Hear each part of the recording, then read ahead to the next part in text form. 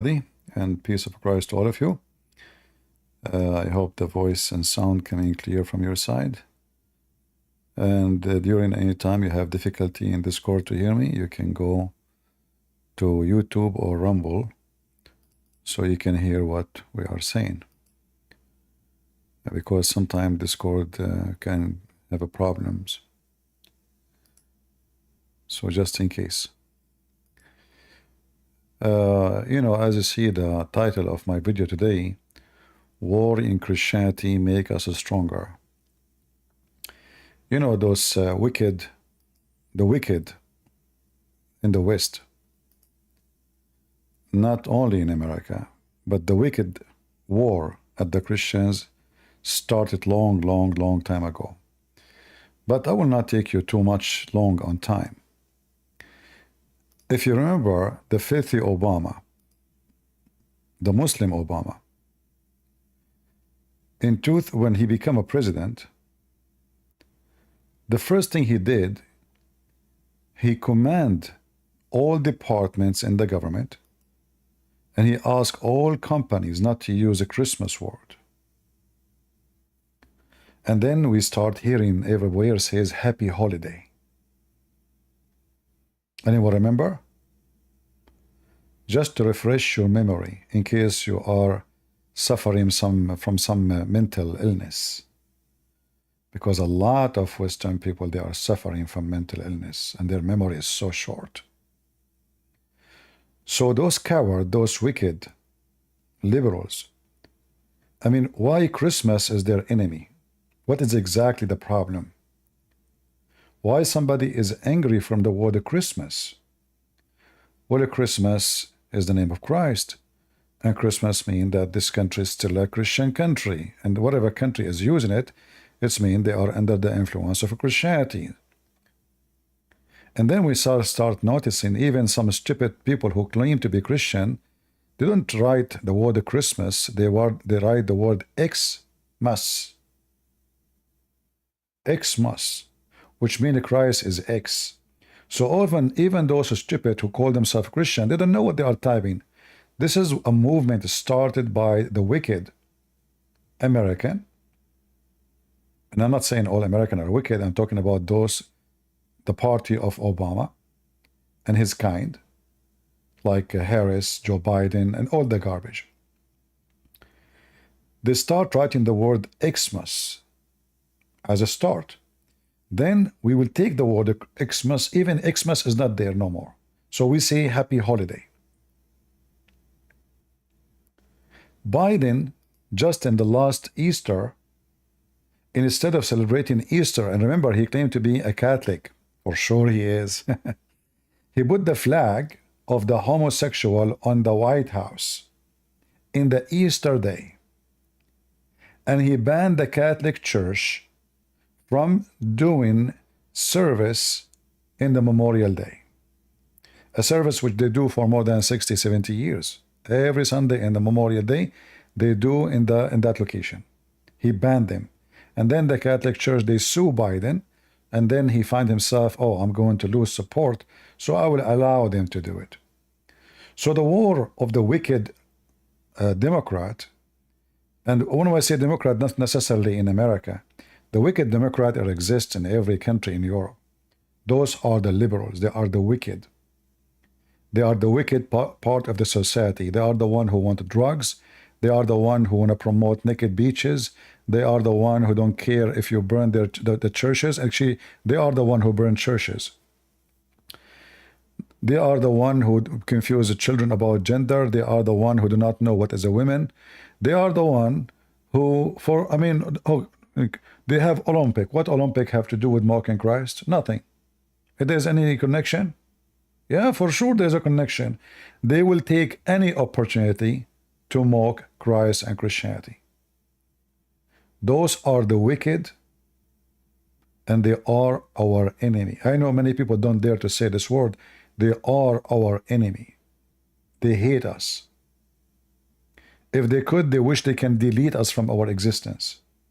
If they wish they can delete Jesus of history. Those are wicked people, and you need to be standing against them. Those filthy, garbage people, they think if they mock Jesus, they are having a victory. But guess what happened? You mock Jesus, Christians, they love Jesus more. And they will stand against you more. And they will fight you more. And we will expose you more. And you will be facing one day a punishment of God which you cannot imagine.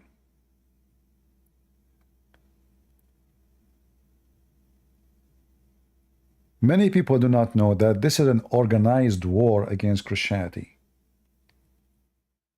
You see the filthy scumbag Biden, who is almost dead. I mean, the guy, he might not live 6 months from now. Why he is raising the flag of the homosexual in the day of the Easter? Can't he do it the other day? Can't he do it a week after? No, he cannot. He cannot miss the Easter. This is the Easter for him. So they do things on purpose. When Obama making a speech about politics, why he's mocking Jesus? Why he's mocking the Bible? How come he don't dare to mock Islam? Islam is the one kill Jews, kill anyone who oppose you, kill homosexual. They don't make fun of Muhammad. Why this drag queen, filthy scumbag, trash of the earth, don't make fun of Muhammad? Why they support Gaza, Hamas? If we send this filthy creature to Gaza, what will happen to him?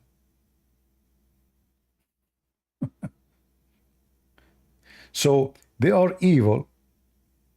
They think by mocking Jesus, they will make a Christianity look bad. In fact, you look so disgusting. You look so disgusting with your clothing. You look disgusting with your face. You look disgusting with your behavior. You are just a disgusting creature.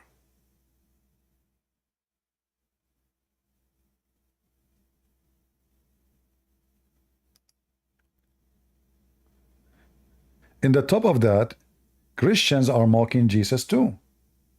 How? Why you are even watching this filthy Olympic?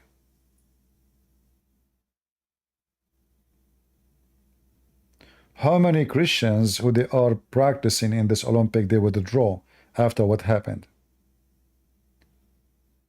Shouldn't you be the first one to say, I'm not going to practice no more, I'm not going to watch this? And if you are a person doing a sport, competition in it, you will take yourself, says bye-bye. After what happened, I'm not going to be part of it. But they are selfish. All what they care is just to make some money. So they don't care about mocking Jesus. They claim to be Christian by name. If hundreds and thousands of those they participate in this Olympic, they start withdrawing. Why Greece did not withdraw from the Olympic? I thought Greece, they claim to be Christians. Why the government of Greece says, you know what, we will take our team right away? What about Serbia? What about Bulgaria? What about Romania? What happened to you? Become a scumbag too? You become a scumbag under the feet of the Western? You are willing to throw Jesus under the bus? You don't care? So your priests, they wear uniform, and you, you claim that you have a church and you have a leader. Where is the patriarch? Where is the pope? Where is all those scumbags? Anyone open his mouth?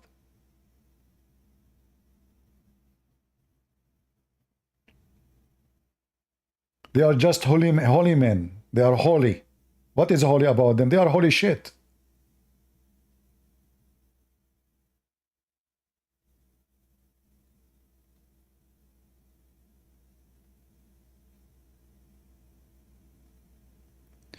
We are talking about the Greece. Somebody talking about the Greece have 400 million debt. So, what does this have to do with our topic?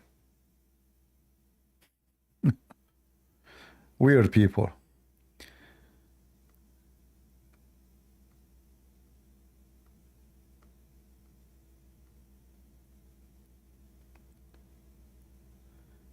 There is some politicians in USA, like the Speaker of the House, he spoke against this. I respect this man.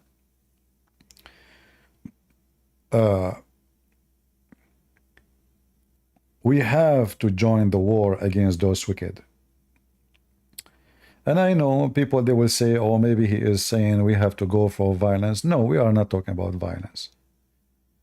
We are going to mock them. We are going to expose them. We are going to vote against them.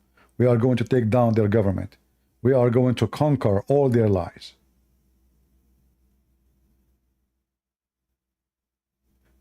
Those filthy creatures, because they notice that the Christians are so submissive. So we mock Jesus, nobody care. We say the F word to Jesus, nobody care. Like, how many of you watch a movie and in the movie they are cursing Jesus? You watch it, you continue watching. Oh, nothing happened. You go to the theater, you pay for the movie to watch. Well, by doing that, you are supporting those wicked people. You paid them to say the F word to Jesus, and you never complain. If they notice that the Christian will not watch such a movie, they will never do such a movie. But you don't care. When Netflix, they made a movie about Jesus being a gay. How many of you cut his service to Netflix? If Netflix, they see that they are their business at risk, and the Christians, who they are the majority. We are not the minority. You see, if we are the minority, we will say, you know what? I mean, what we can do, we are the massive majority, not only the majority.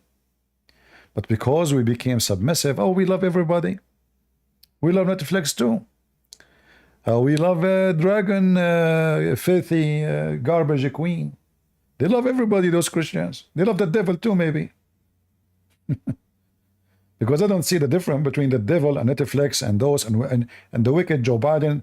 His wife, the wife of the wicked Biden, she just made a speech about how wonderful the opening of the Olympic.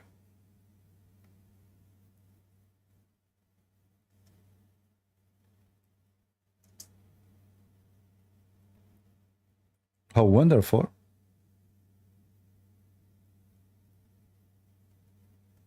Well, those are the wicked.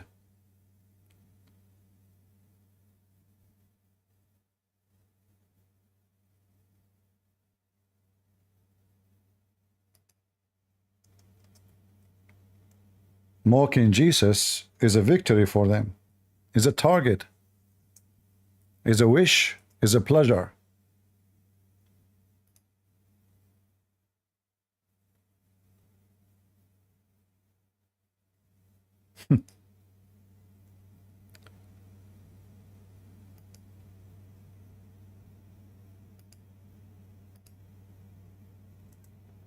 The scumbags.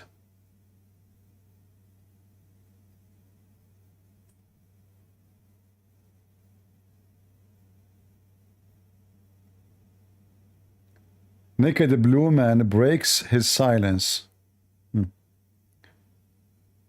Jesus mockery at the Olympic today. And where is the Christians in all of this happening? Did we see a massive strike in Paris? They will go, and those French people, they burn cars if they lose, if their team lose the football game. I mean, they go violence for stupid things, and we don't see them in the street, at least to protest, not to do any violence. We don't want violence. Where are the Christians? They are dead. They are Christian by name.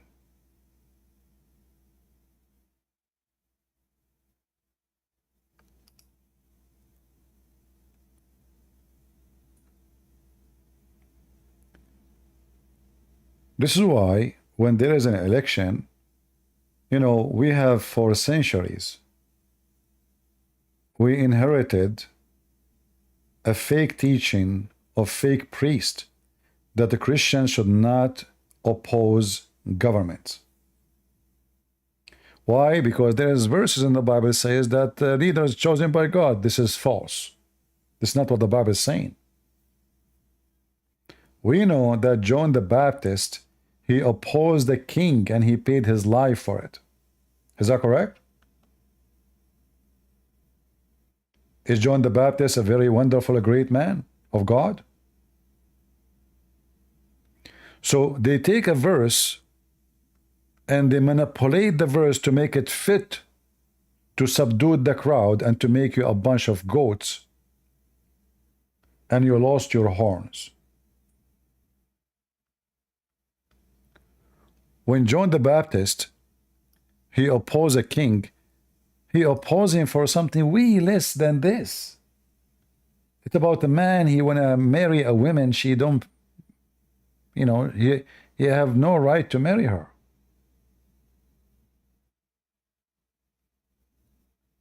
What John the Baptist will do if he see what's going on today? And how many of you, his name is John, and Jimmy, and George, and Johan, and Johanna, which is all the same names at the end. How many of you are like John the Baptist?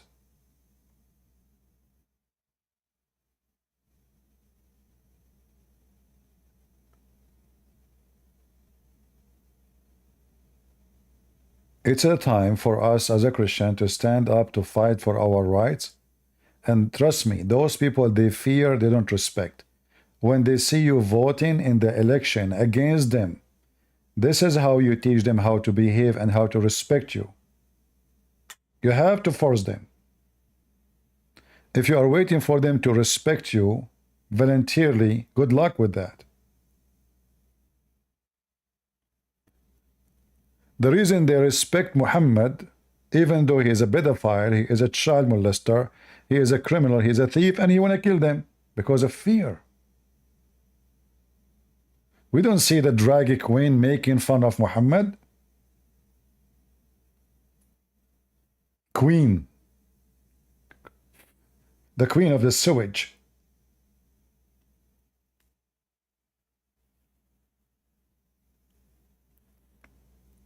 I spit at your queen, you filthy cowards. If your queen is like that,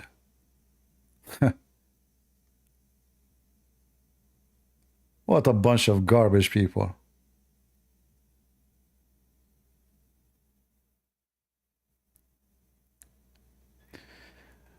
Anyway, we are stronger than what they think, and we will be way stronger. You see, always through history, Jesus on the cross was mocked, but Jesus on the cross was victorious. He did not lose. Christians been fed to animals. Just to give you ideas, those who they are voting for liberalism, you are fighting who? They used to feed us to cats and lions, and we were victorious. We used to be the poor, and we were victorious. We used to be the minority, and we were victorious.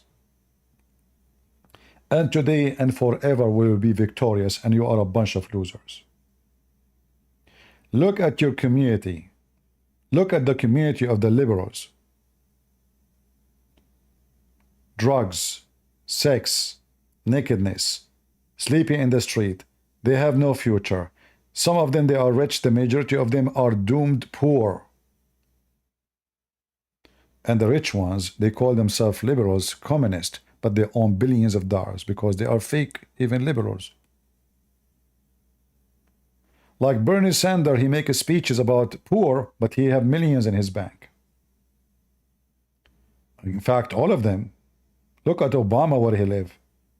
Obama, he claimed to be the black president. He is not even black, but he live only between the white, red-head, rich people.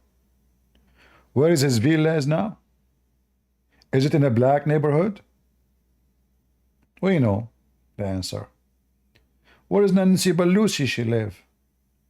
Oh, she support the black community, she support the poor. No, she just used them to win the election, And after they win the election, she have a refrigerator have 400,000 value of chocolate. Anthony Queen, what's her name? Sorry, Mary Antoinette. Sorry. The people are jailed. People are not having cannot afford food, and she make a show talking about the big, huge refrigerator behind her have nothing inside except chocolate.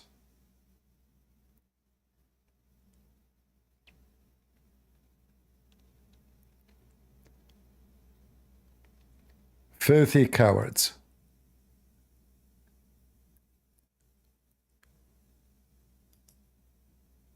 And now we have the news about Iran, which means Hezbollah. Hezbollah is a word mentioned in the Quran.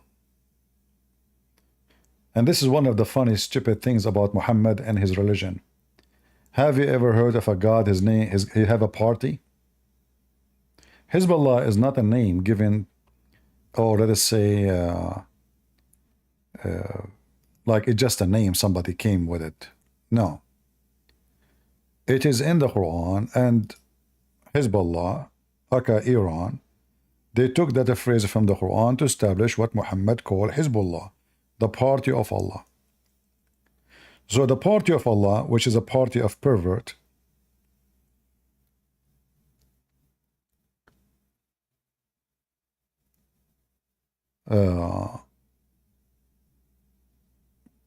they are waging war against everybody. And their target is to kill all the Jews first, and when they finish with the Jews, they are going to go and kill all the Christians. And when they finish with all the Christians, they will go and kill all the Hindus and the Buddhists. And maybe at the end is the atheist. At the end. If you go to the filthy Quran, even though today is not about the filthy Muhammad, but just to share some information with you, if you go to chapter 58, verse number 22, here is the word Hezbollah. And Hezbollah, the parties of Allah, are the one will be victorious. How the party of Allah can be victorious? By terror. And obviously, the liberals in the West, they respect terrorists. That's why they don't insult Muhammad. But they insult Jesus. It looks like they are asking us to be terrorists like Hezbollah. What the left want? They want us to transform into criminals? Do they want us to make organization if killing anyone insulting Jesus? What they want?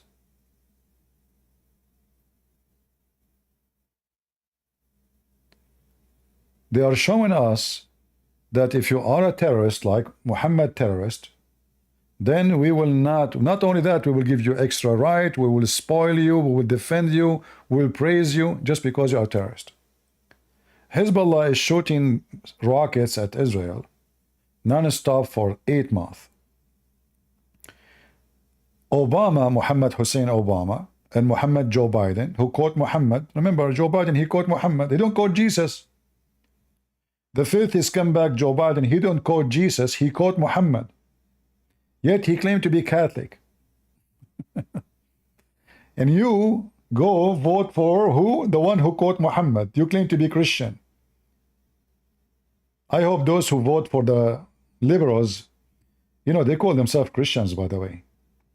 Yeah, they call themselves Christians, but they are the most filthy, antichrist people ever. They vote for the party which mocking Jesus every day. And yet they claim to be Christian. And then Joe Biden, he go to the church, and the camera focus in Joe Biden, his eyes is closing. He's a man of God. I mean, who can deny that?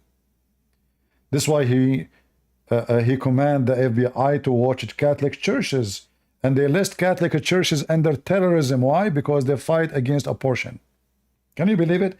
The Catholic in the government of USA are terrorists. Why? Did they bomb places? Did they attack? Did they kill? They kidnap? No. Just because they refuse abortion, they are terrorists. Based on this, I am a terrorist too.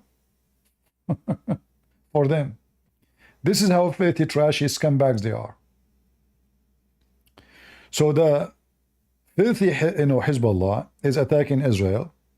And yesterday we heard in the news how Hezbollah attacked a town, small town, in the Golan Heights. The majority of the population there are Druze. Druze, they claim to be Muslims, but in reality they are not Muslims. And I believe this is why Hezbollah attack it, because they are not killing Muslims, they are killing Druze. Druze, in case you do not know what the Druze is, Druze are like, they are a cult born out of Islam. They have a book, it's called the Book of Hikmah, or the Book of Wisdom, which is messages between the Caliphate of Egypt in the time of the Fatimi Caliphate. His name is Al-Hakim bi Amrullah al-Fatimi, and letters he sent to his spiritual son. His name is Hamza. So there is 7 letters. Those are the major scriptures for them. So the Quran, the Druze, they claim that they believe in Islam and Muhammad, and they are monotheists, they believe in Allah, etc. But in fact, they have nothing to do with this. The Druze don't even share their books in public. It's secret religion. Even a Druze person, he don't have religion until he is 40, which means his family, his parents, his father don't share with him anything about his religion until he passed the age of 40. And when he is passing the age of 40, then they deliver to him his faith, what you believe, not before 40 years old. So this is why Hezbollah attacked this town, because they are not killing Muslims. Those are Muslim by name. However, the Druze are very hypocrite people too. So if you go 2 kilometers away from the city, from this town, you cross the border to Syria, you will find that the Druze, they are carrying the flag of Hezbollah. You go 2 kilometers in the left side, you will see the Druze holding the flag of Israel. You walk a few kilometers inside, you will see the Druze carrying the flag of the Syrian army. So the Druze is with who exactly? The Druze, they have no loyalty to anyone except to the Druze. They are sneaky, they have no ethic. They don't, I don't know if you see their women, they don't wear hijab, they don't pray, all those things. Their religion have nothing to do with Islam at all.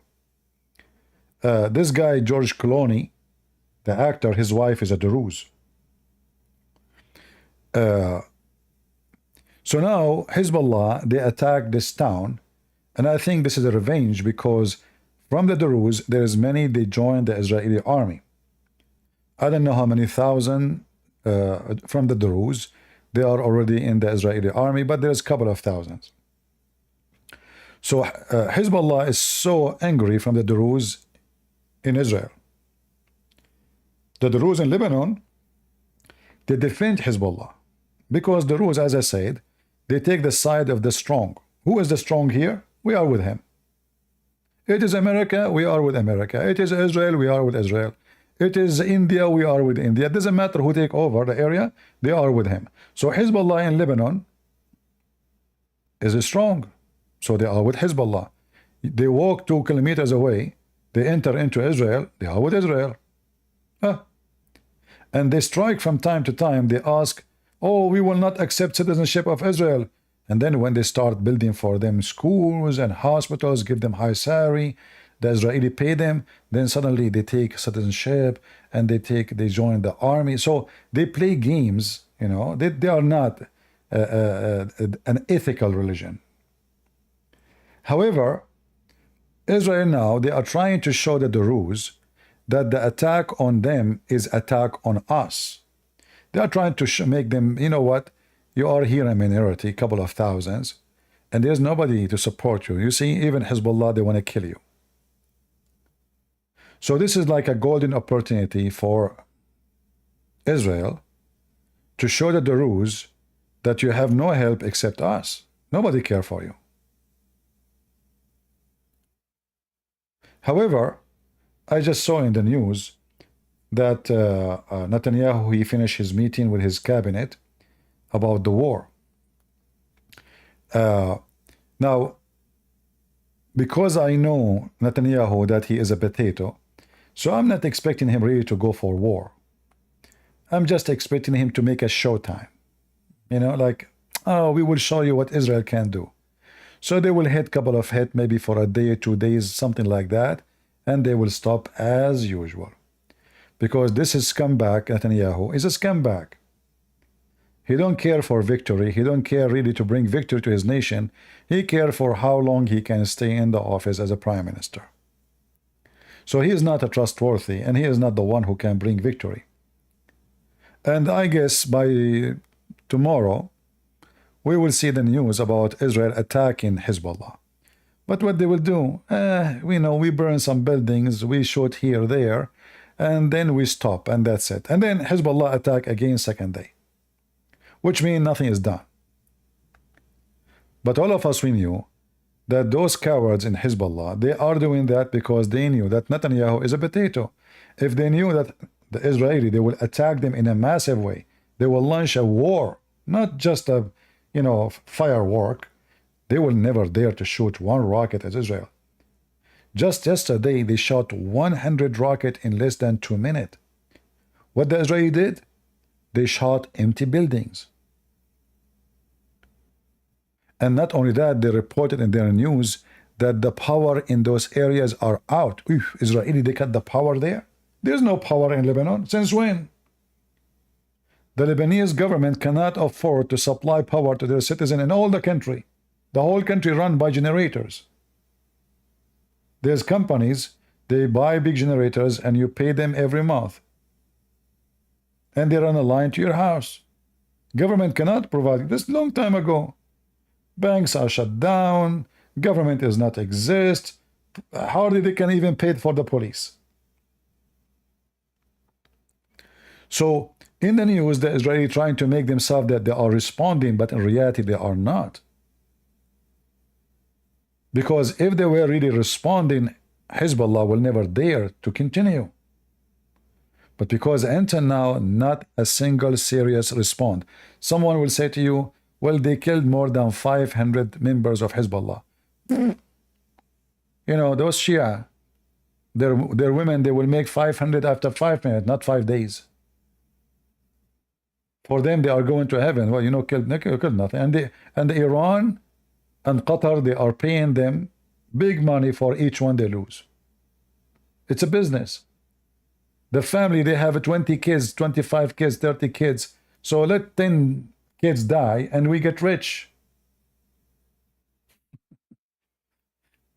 So the Israeli, because they don't understand the mentality of those people, they think if we shoot here and there and oh, we killed 500 of them, you're just a stupid fool. You killed nobody. In fact, if you calculate the numbers, you will see that the one who lost more is the Israeli. Why? Because when the Israeli lose 1 and Hezbollah lose 10, who's losing more?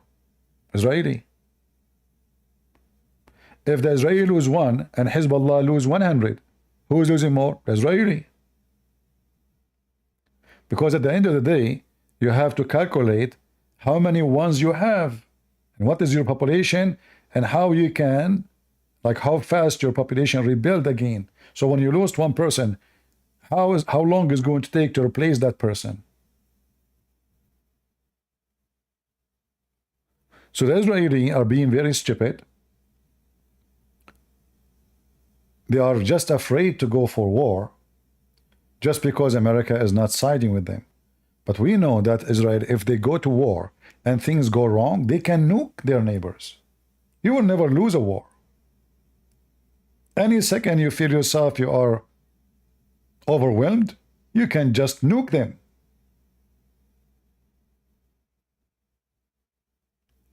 All the neighbors, you see, we are in a world where people, they fear, don't respect.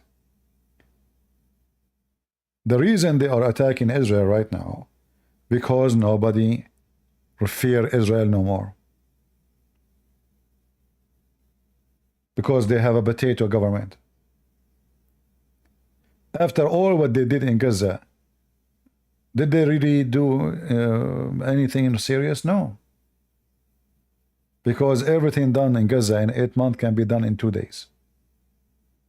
They do not need 8 months or 9 months, and they don't even could not like rescue any hostages, few of them only. And why you want to care even for hostages? You should sacrifice the hostages. In the time of war, who care about the life of 100 hostages? So now, because they are a stupid government, they became captured by the hostages. It's not is not the Israeli capturing Gaza. It is the Gazan capturing all of the country of Israel by the hostages. In the time of war, if the enemy took my son and say, hey, we will kill your son if you don't stop, I should not care for my son. I should care for bringing safety and security for the whole nation, not to one person they kidnap. Tomorrow they will kidnap more. If I stop the war for the sake of saving 10 or 50 or 100, well, this war will never finish then, because tomorrow they will attack again, they will kidnap more. You are telling them, in fact, that if you kidnap of us, you always win. If the Israeli never care for the kidnapped ones, should not even think about it. You took him, he is dead for us. Do you think Hamas will kidnap anymore? They will never do it. Because it's not going to bring them benefit, it's going to bring them curse. The Israeli will start bombing them, destroying them, and they don't negotiate about those hostages no more. And that's it. Then there's no point of those hostages. This is how you teach your enemy how to behave. You don't praise your enemy. The Israeli right now, they are rewarding Hamas by negotiation about releasing. This is a reward. So suddenly Hamas now became equal to Israel, sitting in one table with them. Just because they kidnap your children, you're stupid. So the Israeli, they don't have a real leadership. They don't have warriors. I'm not talking about the army. I'm talking about leaders. Those are the ones doing politics. And everybody trying to avoid the war, choosing shame in exchange for peace. But you will get the shame. You will never get the peace.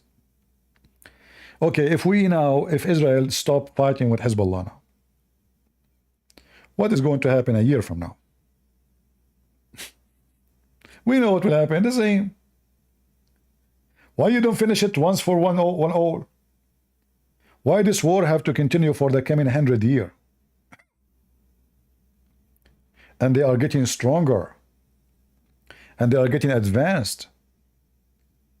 And they are getting richer. So while you are waiting until they have nukes, is the stupid Israeli waiting for Iran to have nukes? Obviously they are.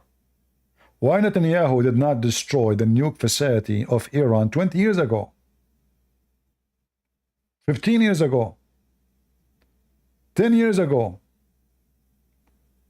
Until now they did not. What are you waiting for? They don't have nukes and they are doing this. What they will do if they have nukes?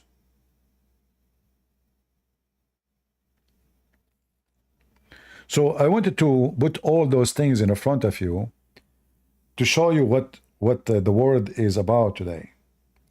Being a coward does not make you victorious. Hiding from evil does not stop evil. Those who taught you that the Bible says, if somebody hit your right cheek, give him the other one, they are lying to you. Jesus was not talking about an enemy fighting you by army. This is a person who is your friend, your neighbor, your associate, your citizen. This is not about an army fighting an army. Those who they claim, I saw an article of this guy Mary. Jesus never says go for fight, liar. Jesus says many times go for fight. This is what happened to you when you follow those filthy, stupid priests. When he himself, he got attacked. Why you call the police then if Christians should not go for fight? If those Christians don't jump to protect you from the attacker, aren't you going to be dead now? Don't listen to those priests. They are coward, they are fake, they don't even know how to read their Bible, and all what they need is just to get fame. Oh, look, he is humble, he is against war. Well, yeah, we are against war. That's why we go to war. Because we are against war. A war is launched on us. We are against war. But we did not choose war. And we have the right to defend ourselves. You will see that those filthy priests, they will never quote for you the verse Jesus says, the one who don't have a sword, go and buy one. Why? Why they quote for you only one verse of Jesus? And this verse, I never heard a priest quoting this verse. What's the problem with this verse? Isn't this the same Jesus?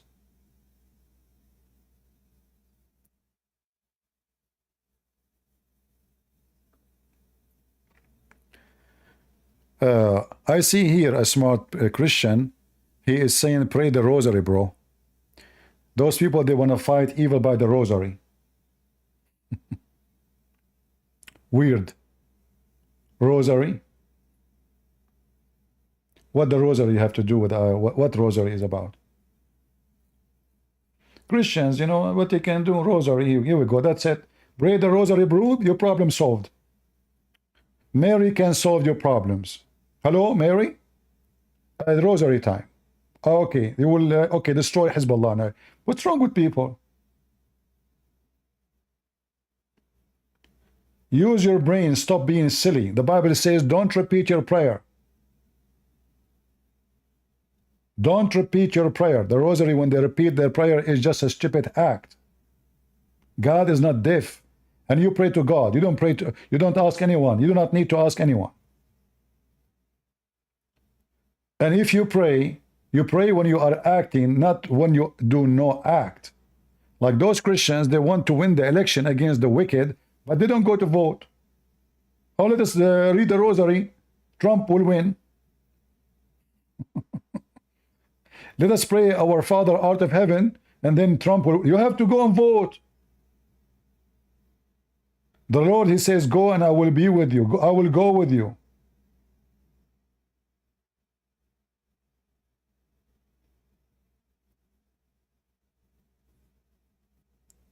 The rosary people.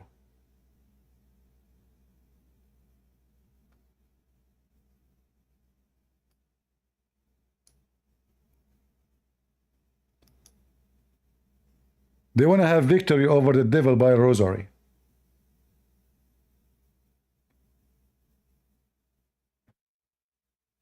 So why we join the army? Why we buy weapon?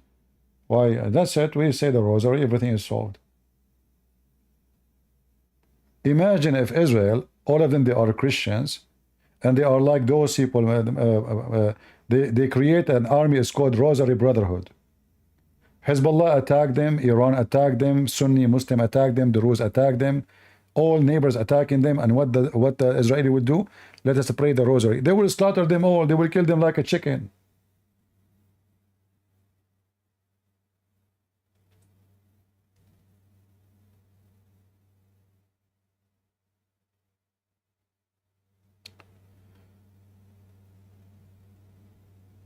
Christianity is not a belief and faith of the fools.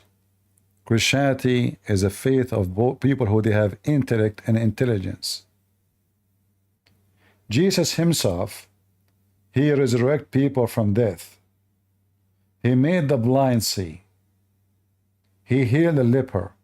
He fed thousands. Is that telling you, is that ringing a bell for you? Which means he worked. God himself, he worked. You Christian, you want to win victory without working for it. You want Jesus to do everything for you. Why we go to work? Let us pray the rosary or pray to Jesus, and tomorrow we will have our account full of money. Huh?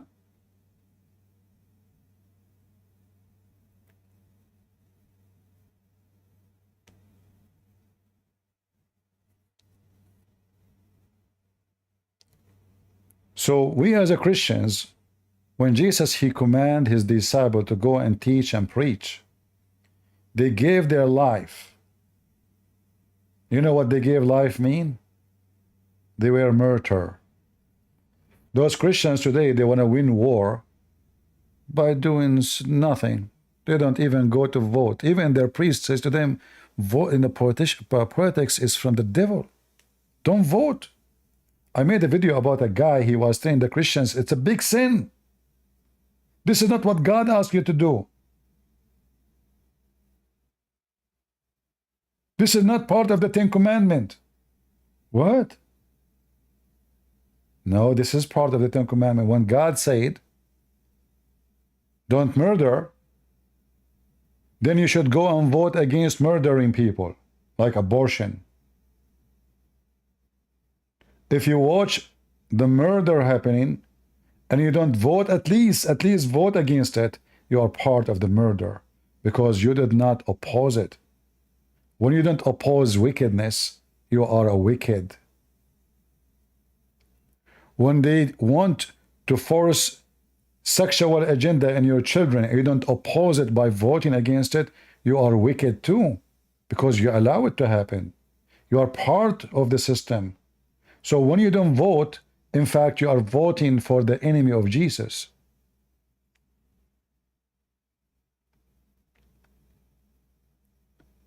An absence vote against the devil is a vote for the devil.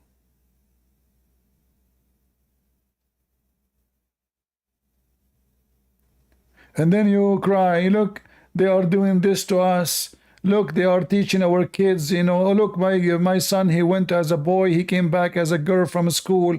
Look what they are doing. It's your fault. It's your fault. It's you who encouraged them, you allowed them. You never stand against them.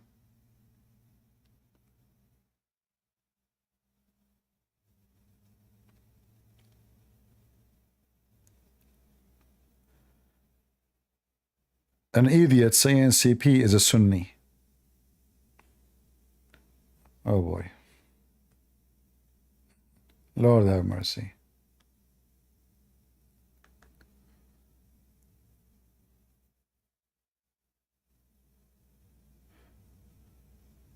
Anyway.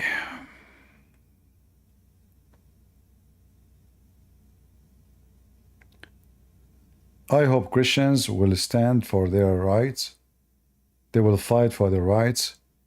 And they will not be sissy, silly, fiffy. We need men, we need warriors.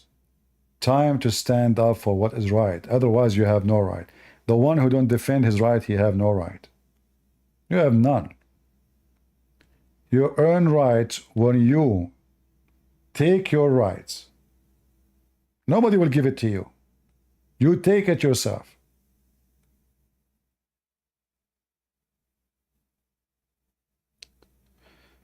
All right.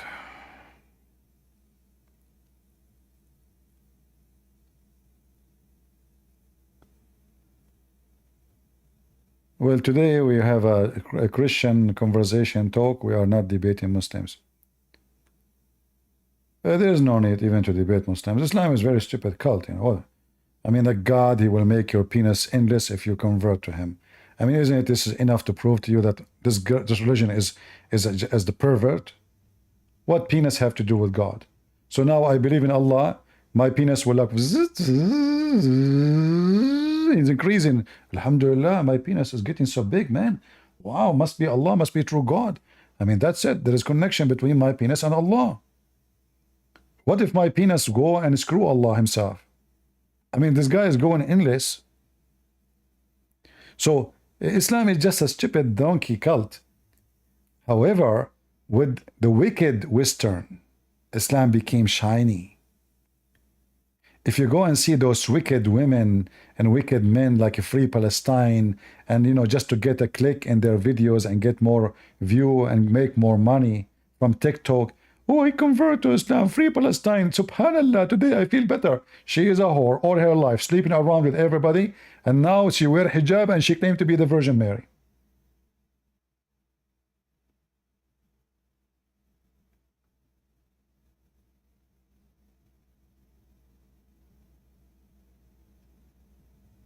We know them.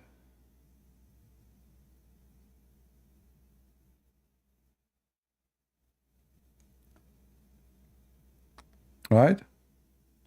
We know them. Otherwise, Islam is, is just a stupid cult. You do not even need to debate Islam. What kind of religion promising me at least 72 women to F them? Excuse my language. What is this? Yeah. Even when God, he created Adam, he created one Eve. It's just one guy, one woman. How come heaven becomes suddenly at least the lowest reward for a Muslim is one man and 72 women, and not to forget to mention that those women, they are see-through, like the X-ray pictures.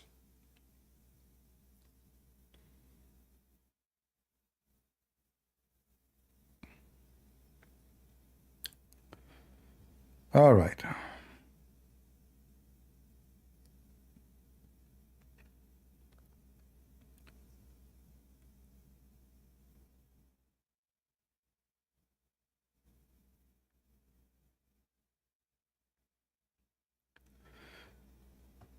Do we have anybody want to join us? You're welcome. You can share anything you want. I see in the news that Washington, they ask Hezbollah to hold itself and not to, to be patient. Look, this is scumbag Biden is advising Hezbollah how to behave. I mean, do you see this scumbag, those disgusting, filthy scumbags, liberals. How Hezbollah say death to America, and then the American they call Hezbollah says, please Hezbollah, can you hold your patient together? We don't want the war to break, okay? Please, come on. I mean, how stupid those American wicked.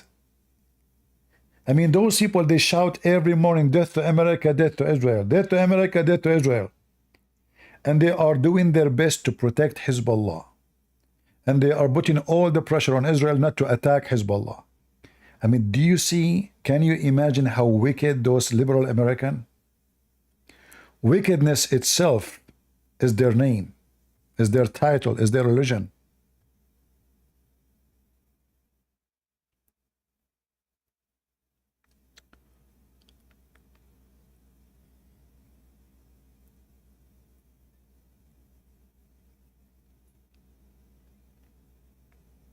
Yeah, yesterday we spoke about Kamala Harris. A guy, he entered here the chat and he says, Kamala Harris is a proud fruit of multicultural. And here I find this is very hilarious, stupid. So what does that mean? So should I say I'm Arab and American and white and black and Indian, and that make me a proud? I mean, that is the most stupid thing to say. Since when your color will make you proud? So what if a Trump, he says, I'm proud of the red head neck around the world. I'm a mix of Belgium and Irish and English and German and what the heck is that? They have nothing to be proud about. This woman, there was a case in San Francisco, and the case against a very rich, wealthy businessman. And the opponent, he was a prosecutor like her. So a rich man, he supported Kamala Harris. She won the election. She dropped all the cases against that rich man. We know how they got here. Proud. She is the one who released thousands of prisoners for rapes and all kinds of crimes, including pedophiles. In fact, she made a fundraising for those people. We know who's she. There's an interview of Obama. I don't know if you guys watch it. They ask him, who is your favorite to be in the White House after you leave the White House? He said, and I'm quoting him, I don't mind if I have like a headset, I put it in my ear, and I tell the one in the White House what to do. I don't care who. And until now, Obama never left the White House.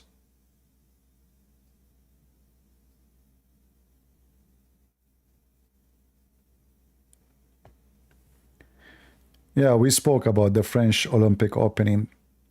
We'll stop watching it and post against it and make videos against it. The problem that you Christians are so submissive, you don't do anything. How, we have 1,000 people here. Why we don't have 1,000 video made by you in all languages against what happened? Where is the Christians? Why there's only few people they speak, the rest is just a chatting machine? What do you want to do about it? If you live in France, did you go strike? Did you gather the Christians? Did you make a post on Facebook, let us go by tens of thousands in the street and show them this is not accepted? What about we make a big protest in the middle of this Olympic and let this Olympic get screwed? The Christians just don't care.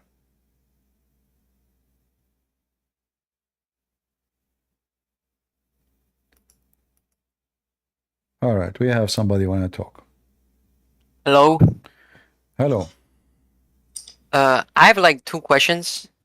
I'm Christian, by the way. I'm Christian. Okay. So, you keep like I see a bunch of your videos, and you keep mentioning that in Jannah, you will have like an endless penis, and the woman's parts will always also be endless. Like, wait, what verse is it? I'm trying to find it.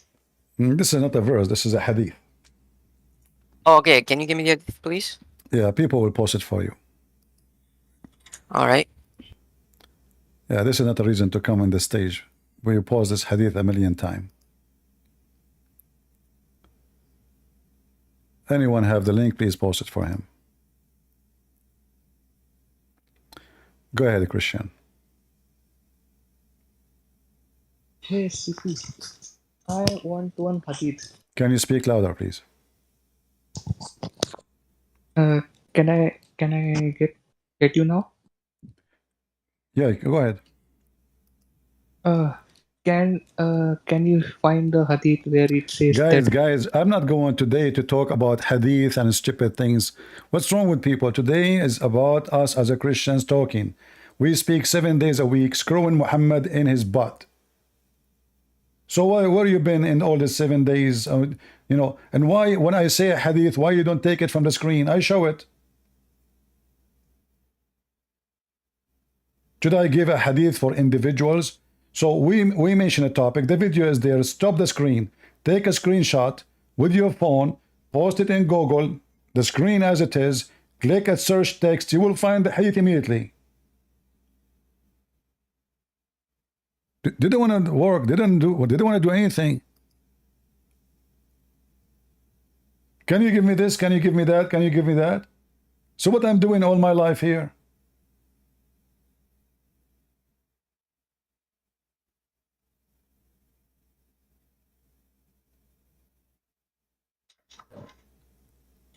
Go ahead, Muna. Christian Prince, good evening. Good evening. Trust you're doing good. I'm doing fine, thank you. Okay. There's something I want to discuss. Go ahead. And at the end, I would like my fellow brethren to give their views and ideas at the end. There's one peculiar thing in Africa. They believe so much in wishes, wizards, occultic powers, and shams. They believe that these powers has been hindering them and uplift. My sister, I don't understand your accent. I'm really sorry. I have no idea what you are saying. Okay, let me come again with what I'm saying. All right. Maybe you can post your text so I can read it. Type what you Let want me to come say. again. You can understand Yeah, it. because I have difficulty to understand any word of what you are saying. I don't want to be rude, I said that. but I No. don't understand what you are saying. Can you listen again? Okay, go ahead. I said that there's something peculiar in Africa. Uh-huh. And that thing is that Africans believe so much. That is, I mean, Christians in Africa. They believe so much in occultic powers, In what? witches' power, occultic powers. What does that mean? Occultic? Occultic powers, yeah. Magic. You mean magic? Yes. Okay. They believe in witches and wizards Okay. operating and hindering them. So I want to know if it is same with other continents, or is it only Africans that they believe that all these are hindering them and stopping them being what they're supposed to be in life? All right. I will answer you. Thank you for your question. All right. Okay. First, like for us, like the Bible speak about magic, and we know that even there is a very severe punishment for those who practice it in the Bible. However, magic is false. Magic is not a real practice. Magic is a pagan act. It's just to fool people, taking advantage of their money and their wealth. And a person, he claimed that he have a superpower and he can change things by magic. Well, if this is true, then he should not get paid for it, because he can change things for his benefit. He should be a king. He can be a king. He have magic in his side, But this is happen only when the society are not educated, when the society are very naive, a bunch of villagers, stupid people. I say stupid. But this is not only in Africa. I found that it exists in Europe, until now, many European people believe in this garbage. So voodoo is very well-known practice between even many American and many white people, many Asian, many all kind of, But this is only can flourish between people who they are superstition and they are stupid. You have to be stupid. You have to be stupid to follow such a behavior. I remember when I was in Romania, they told me there's a woman, famous woman, many women, they pay her money because she can make someone love you. So a woman, she want to marry this guy, she like this guy, but he don't like her. So what she do? She go to this woman and she make a magic and she tell her put it for him in the drink or etc. blah blah blah, and then he will love you. So I said to them, I'd like to see this woman. So anyway, one day this woman, she was there, and I said to her, I want you to, she don't speak English.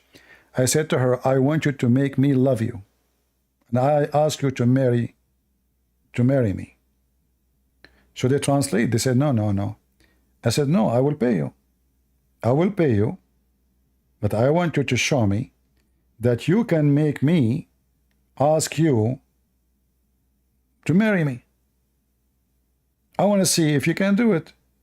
Isn't it so easy for you and you are so powerful? She refused. She's, so those stupid women who they are desperate to get married, they go to such a stupid women, she's a stupid, they are stupid. So this is an exchange of service between two stupid parties. One of them is smarter and he is evil, and the other one is naive, stupid, still living his paganism. So we know that this practice of magic, which is false, is an evil practice. Why? Because it's taking advantage of a bunch of stupid people. I see just in the news, it says now a bunch of stabbing in Berlin in Germany. Wonderful, wonderful. Bring more, Germany. You deserve it. All right, SUJ, go ahead.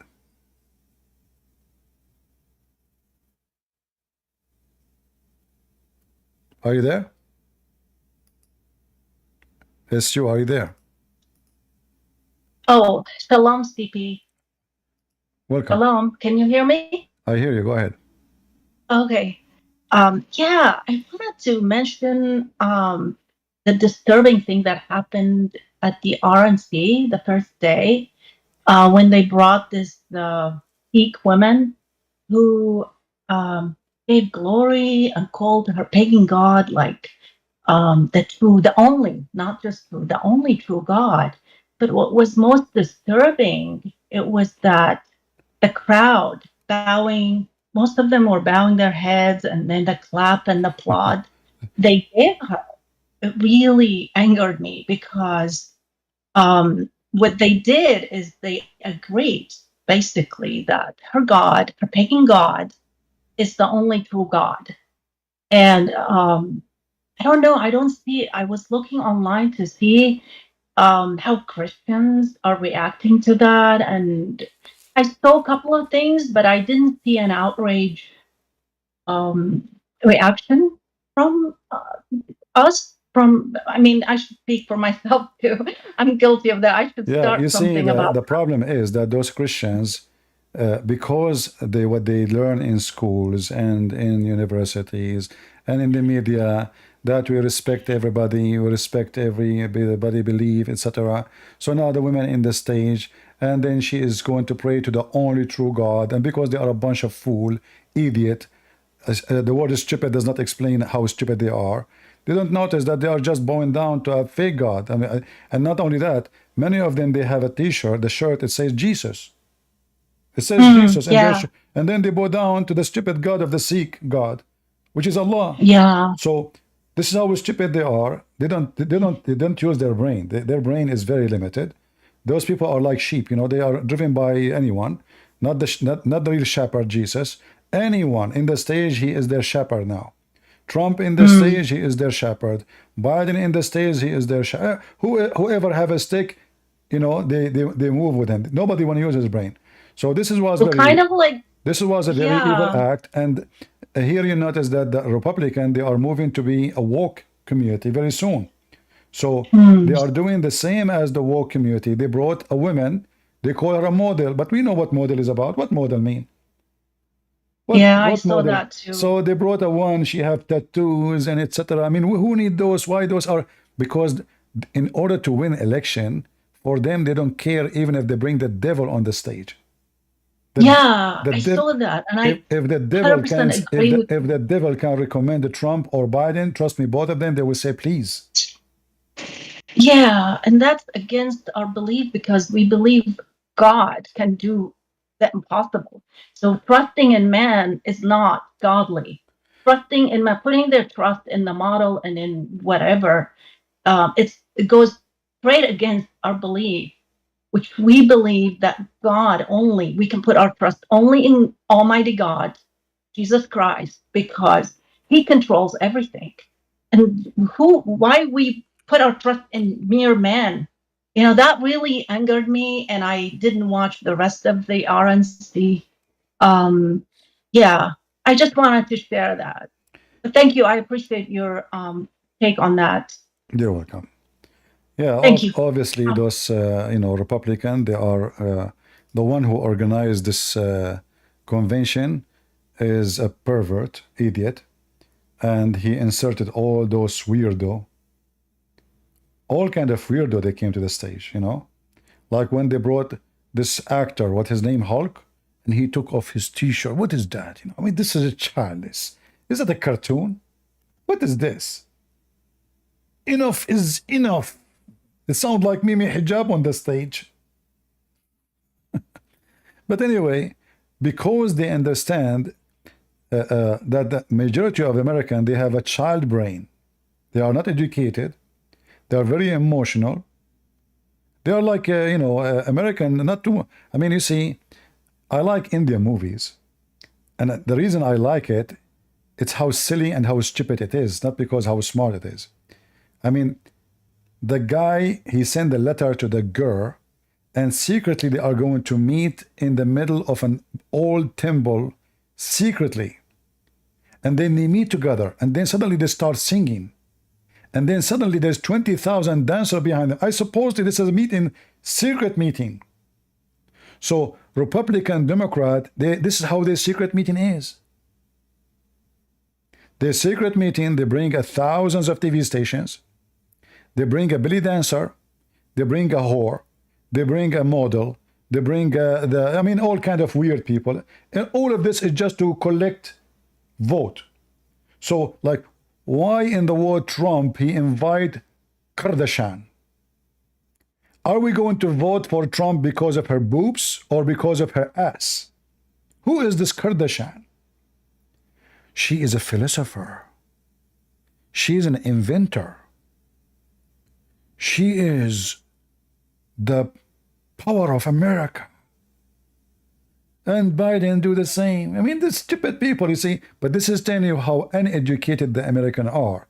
To the point they bring a piece of garbage to present a president. I mean, a president invite who? Kardashian? The other one is asking what her name is, Swift or whatever her name, to tell people to vote for. I mean, just a stupid people. But what you can say, this is America. Majority of them, they are just under the influence. I mean, if a guy like Andrew Tate, the pimp, he go live, he have 500,000 view live. This is telling you how trashy the world is. 500,000 horny dog. They want to learn from a pimp how to be pimpy. So why you are surprised? So for us as a Christian, we don't vote for Trump, and we are not voting for Republican because they are decent, the decent Christians. There's a lot of a fraud, and there's a lot of poison in this Republican. In fact, many of them, they support everything evil, the same as the Democrat. This is why when we vote, when we go to vote next a few months from now, before you say yes to anyone, he is Republican or Democrat, doesn't matter who is he, you have to check his history, what he vote against and what he vote for, and then you make decision. Don't vote just because he was recommended by Trump. If he have a history of voting which is negative for us as a Christians, we will say no to him. We are voting for Trump because we don't have too much options. We have two donkeys. One will hit you in your balls, the other one will hit you in your head. Choose. Because I assure you that both are going to hit us. Both. In fact, Trump, he is the one who forced Saudi Arabia to shake hands with Qatar. Qatar was under sanctions by Emirat, by Bahrain, by Saudi Arabia. It was the stupid Trump who opened the borders of Qatar, which means if not stupid Trump did this, until now Qatar is under sanctions and maybe invaded. In fact, Saudi Arabia was going to invade Qatar. The one who warned them not to do that, it was Trump. So Trump the dump, he protected the terrorists of Hamas in Qatar. It's a fact. And if not the stupid Trump, I believe October 7 now will not be happening. He is the one who forced all the neighbors around Qatar to shake hands with them and to open borders, so they can unite against Israel. All what he cares for is just to make money. He have one God. His name is Mr. Dollar. However, in the other side, we have a party. Their God is Mr. Dollar and penis and vagina. So it doesn't matter who you vote for, you are going to be screwed. But one of them, their screwdriver is so long, and the other one, his screwdriver maybe 1 inch or 2.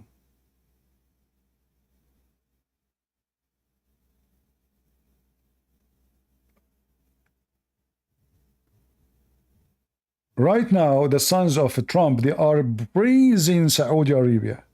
How amazing Saudi Arabia. I mean, this is Saudi Arabia, you donkey. This is the place where if somebody open his mouth will disappear. This is a place no Christian can preach. This is a place there's no churches. This is a place where no freedom. This is a place where nothing right. They are praising Saudi Arabia. Well, they gave them contract. They are making hundreds of... It's a bribe. Why the Saudi, the Qatari before them, they could not find a building to rent in New York except the building of the son of law of a Trump. We know it's a bribe. It is a bribe.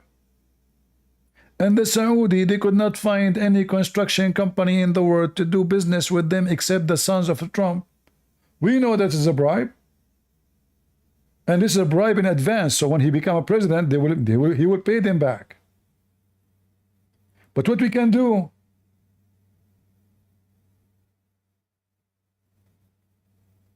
at least Trump will not promote their garbage. He will make money. What we can do, he will make money. All of them, they will make money. Every single one of those who they are working in the government, they are working there for money. Nobody is serving you. When they say we got your back, they mean it. They are going to stab you. And those poor people, you know, they are so excited. They think those people, they would defend them. But at least Trump, he have common sense.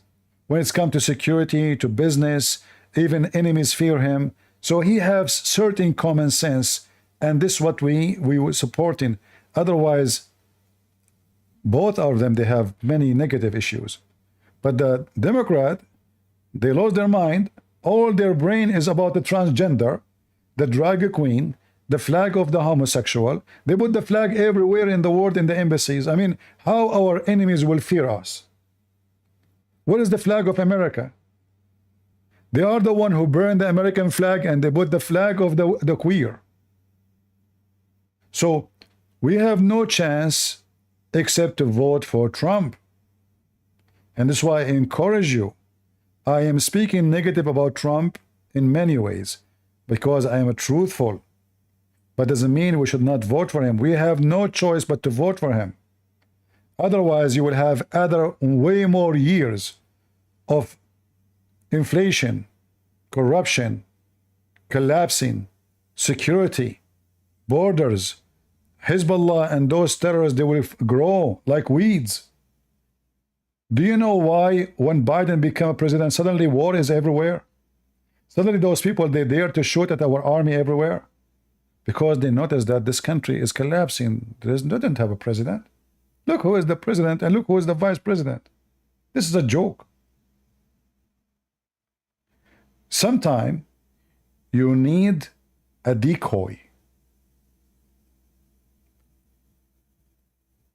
To make it simple for you, like if you have a fruit tree in the yard, you go and buy a decoy, present eagle. So the birds will not eat your mulberry or figs. And this is exactly how terrorism and evil countries are. When there is no decoy, even if the decoy will do nothing, but just seeing a decoy there, a toy, look like an eagle, they will fear and they will behave. It's like having a camera and the camera is fake. And now you think that this camera is watching you. So I'm going to behave. So when Joe Biden become a president, the camera is dead. The American army, nobody fear no more. The border is open. Terrorists, they come as they wish. Drugs is going like crazy inside America. In fact, the American companies, they were selling tens of thousands of arms machines, heavy arm machines to the cartel in South America, under the watch of Harris and Biden. And the funny is the FBI did not notice. And the CIA, they never heard of it. They heard nothing. The CIA and the FBI, they are just watching the Catholic because they are opposing abortion. And they are terrorists for them. The activities of Hezbollah in USA, nobody see it. Activities of Al-Qaeda, nobody see it. Muslim Brotherhood, nobody see it. Obama gang, nobody see it. All those things, nobody see it. But the Christians who they are opposing Biden are seen closely. So we have no choice but to vote for Trump. All right? With all negative he have. But what we can do, there's no other choice.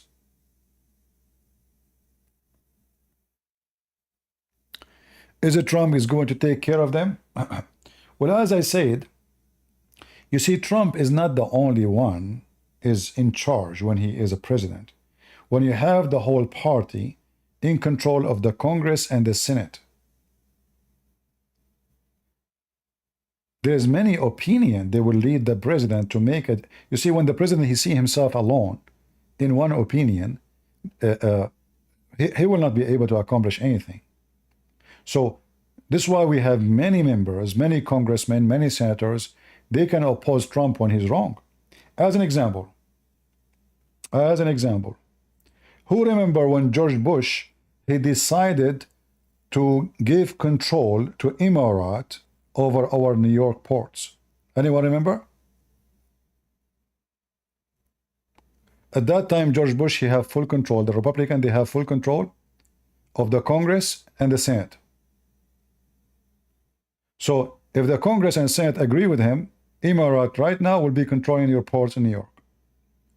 So this stupid George Bush, obviously they offer him a lot of money under the table. He was willing to sell our security. Imagine Muslim country taking over our ports. Literally. Suddenly American, they cannot run their ports. We need to bring a bunch of Arab like me to run the port.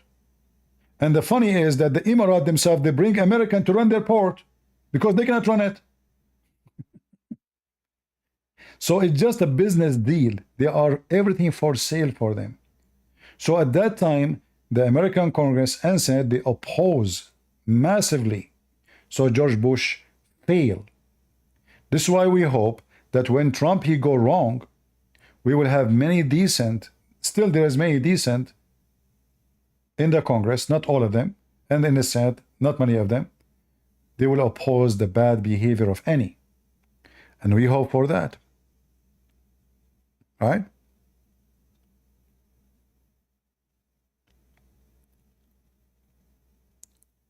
Yeah, all the business in the Middle East are run by foreigners. Those Middle Eastern, they cannot run a business. They have the money only. If you check any business in Emirat, if you check any even department, they say to you, Emirat, they build a high building, and the engineer is Emirati. That's false. All the engineers who they are already in charge are not local.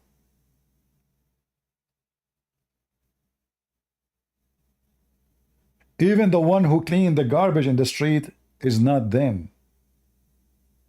Those Arab don't work. The first 3-4 hours in the morning, they drink coffee and tea. By 3 a.m. he's tired. 3 p.m. he's tired for doing nothing, speaking in the phone and playing with apps. So they give them high jobs. Those are like clothes from the royal family, which is not royal anyway. So they give job for this guy just to, you know, to distribute money and to silence the crowd, the local who they are small in number. Emirat, the local are not even maybe 5% of the population. So they give them fake jobs. It's just to make them, okay, cool down, don't ask where the money is going.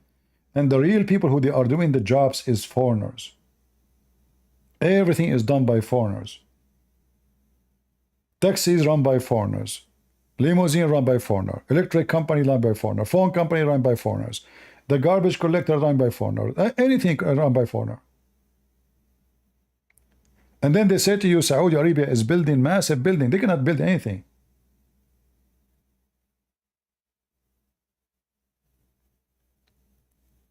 When the Saudi, they want to build something, they go to the Korean, they sign a contract with the Korean, come and build it for us.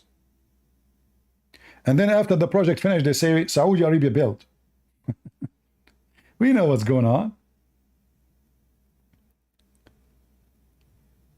The Turkish, they start making machine guns. Turkish and Egyptian. I remember one of my friends, he bought one of those cheap guns. I told him, don't buy it, man. He said, no, look, it looks so good, actually. The gun looks so good, you know? The design, it looks so elegant. And they put a chrome in it, shiny, you know? The guy, he lost his finger. His finger is gone. The gun exploded in his hand.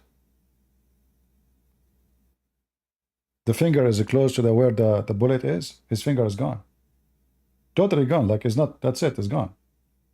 So anything they do is a very bad, even if when they try to build something, they bring foreigners to put it together, and they cheat in the material.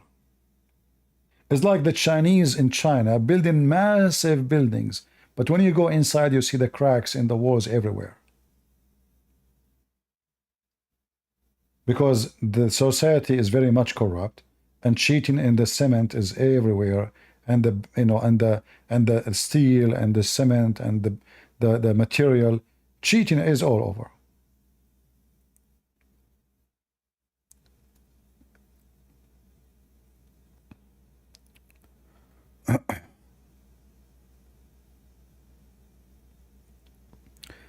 What do you think about Erdogan threatening Israel? The one who threats you is the one who will do nothing.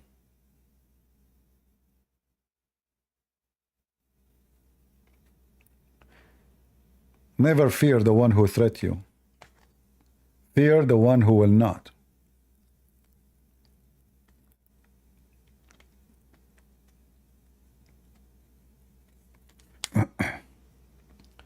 Those who talk too much, threaten, they are done. If Erdogan he dare, he will never hesitate for a day. But he knew that the Israeli can nuke Turkey. He is no match. He is no match. And you know, Turkey is a very bankrupt country too. If they go in war, real war, if the war continue for 10 days, Turkey is collapsing. They don't have money. This is why now Erdogan is kissing the ass of the president of Syria, trying to convince him to shake hands.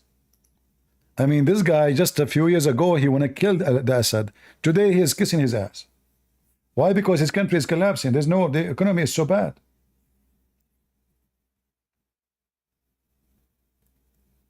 And now the Assad, he's saying, maybe I will meet you. I will think about it. Maybe. Right? Let us see. You don't want to meet him? Because he knew that the Turkish, they are desperate to meet with him. They are in a point of very weak situation where their government is collapsing, their economy have no money, tourism is in the edge, and since they put sanctions in Israel, you know, things is going bad. You know, stupid Erdogan, he put sanctions in selling steels to Israel. But by doing that, he gave a finger to himself first, because Israeli still they can buy steel from anywhere. $600 billion is gone. So here you see Erdogan is hoping that the Assad will meet him, and the Assad is saying maybe, not sure, I will think about it.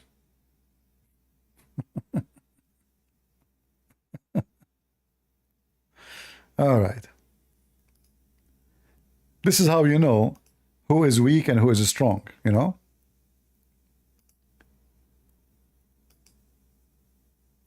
This is Erdogan begging the Syrian president to meet with him. Please, can we? Shall we?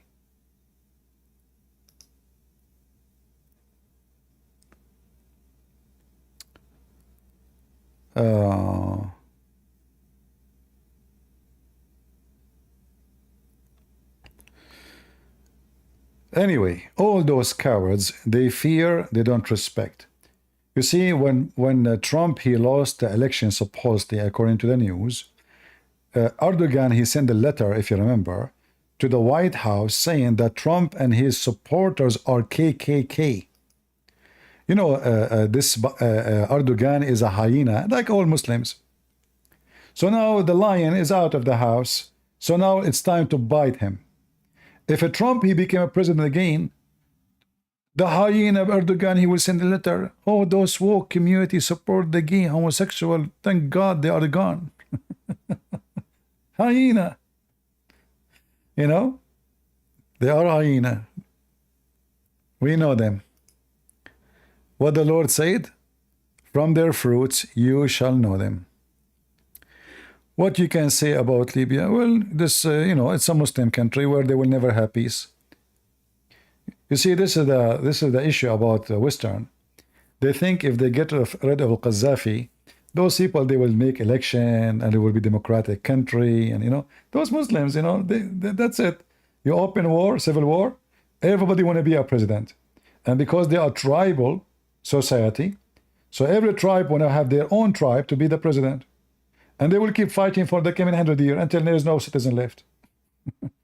Same is happening in Iraq. Look at Iraq. Saddam Hussein is gone long time ago. So Iraq will never have peace. Never. That's it. The country is gone. Turkey will be the same. The only reason for Turkey until now is holding itself together is American.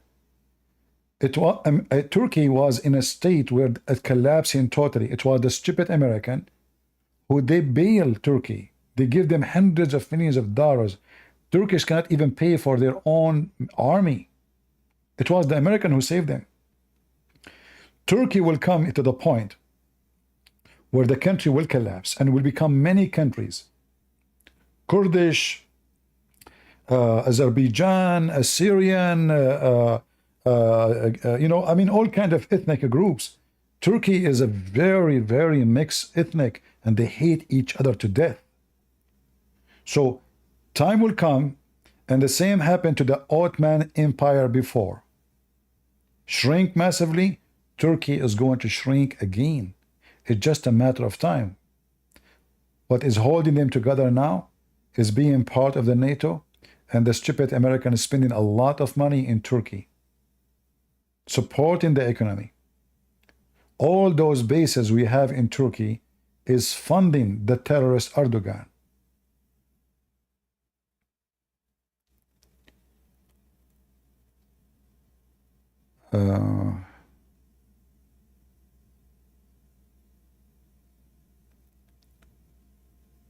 All right.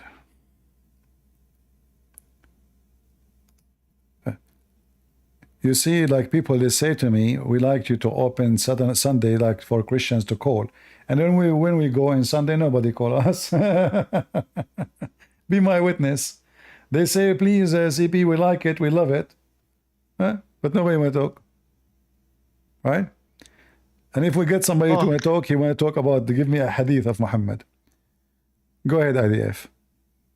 Shalom, CP. Shalom, shalom. Remember, I talked to you before, like 2 weeks ago, I think, probably. All right. I wanted to bring a topic about the Bible. Can we speak about the Bible? Sure, go ahead.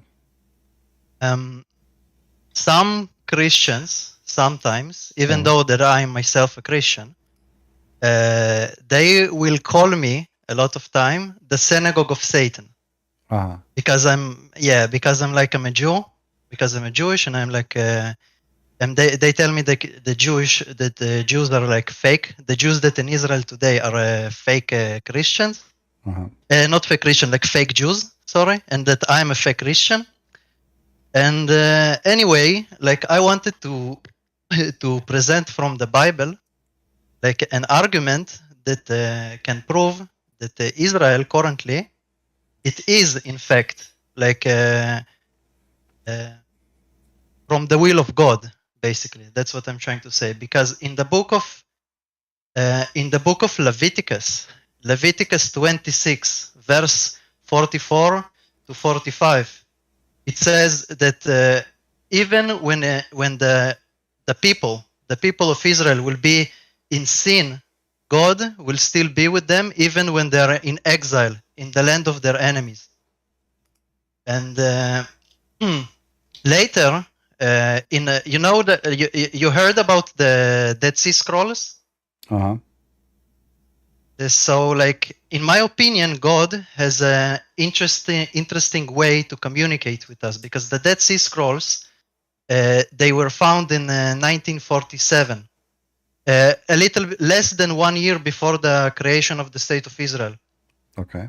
The only book that was found, that was fully found. You know, the Dead Sea Scrolls, they are like 200 years before the time of Christ. Mhm.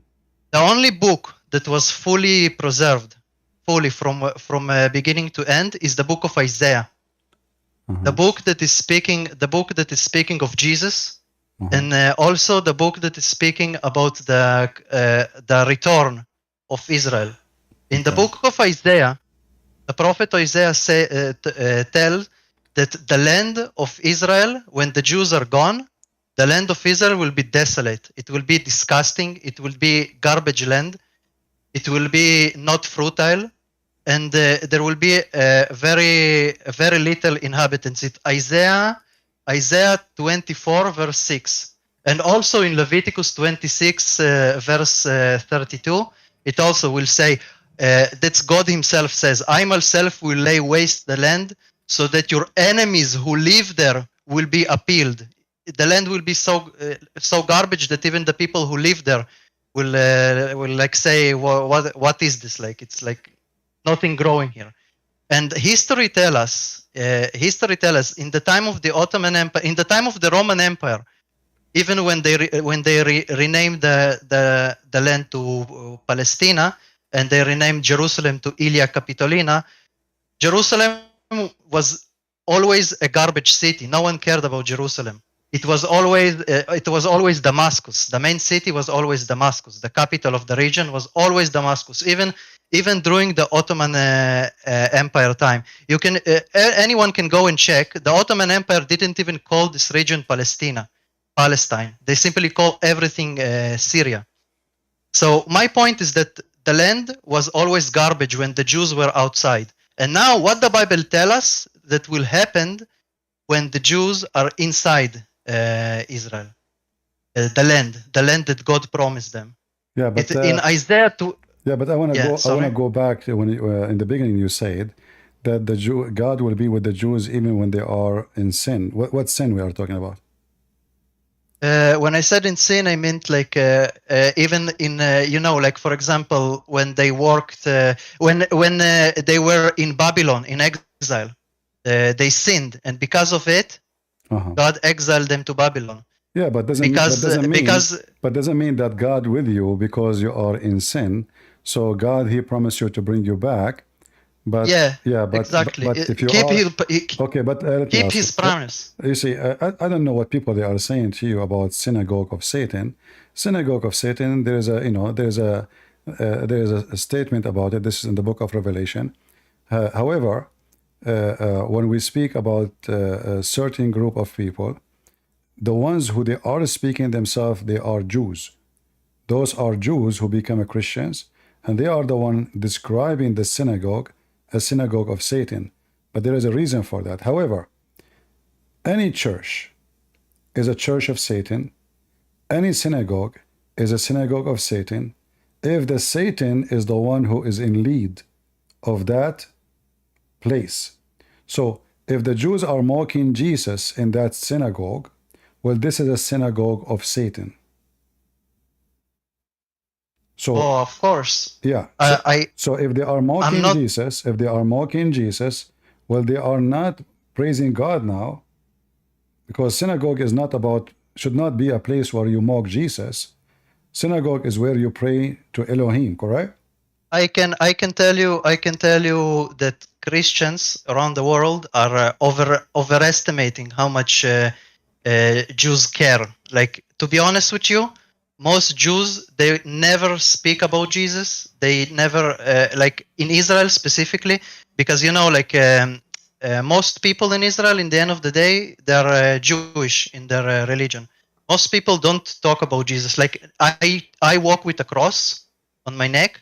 No one ever cared. No one ever the most extreme thing for you. But what I don't understand, why anyone want to say to you that you are a synagogue of Satan if you are a Christian? Because sometimes I will speak, for example, in the internet.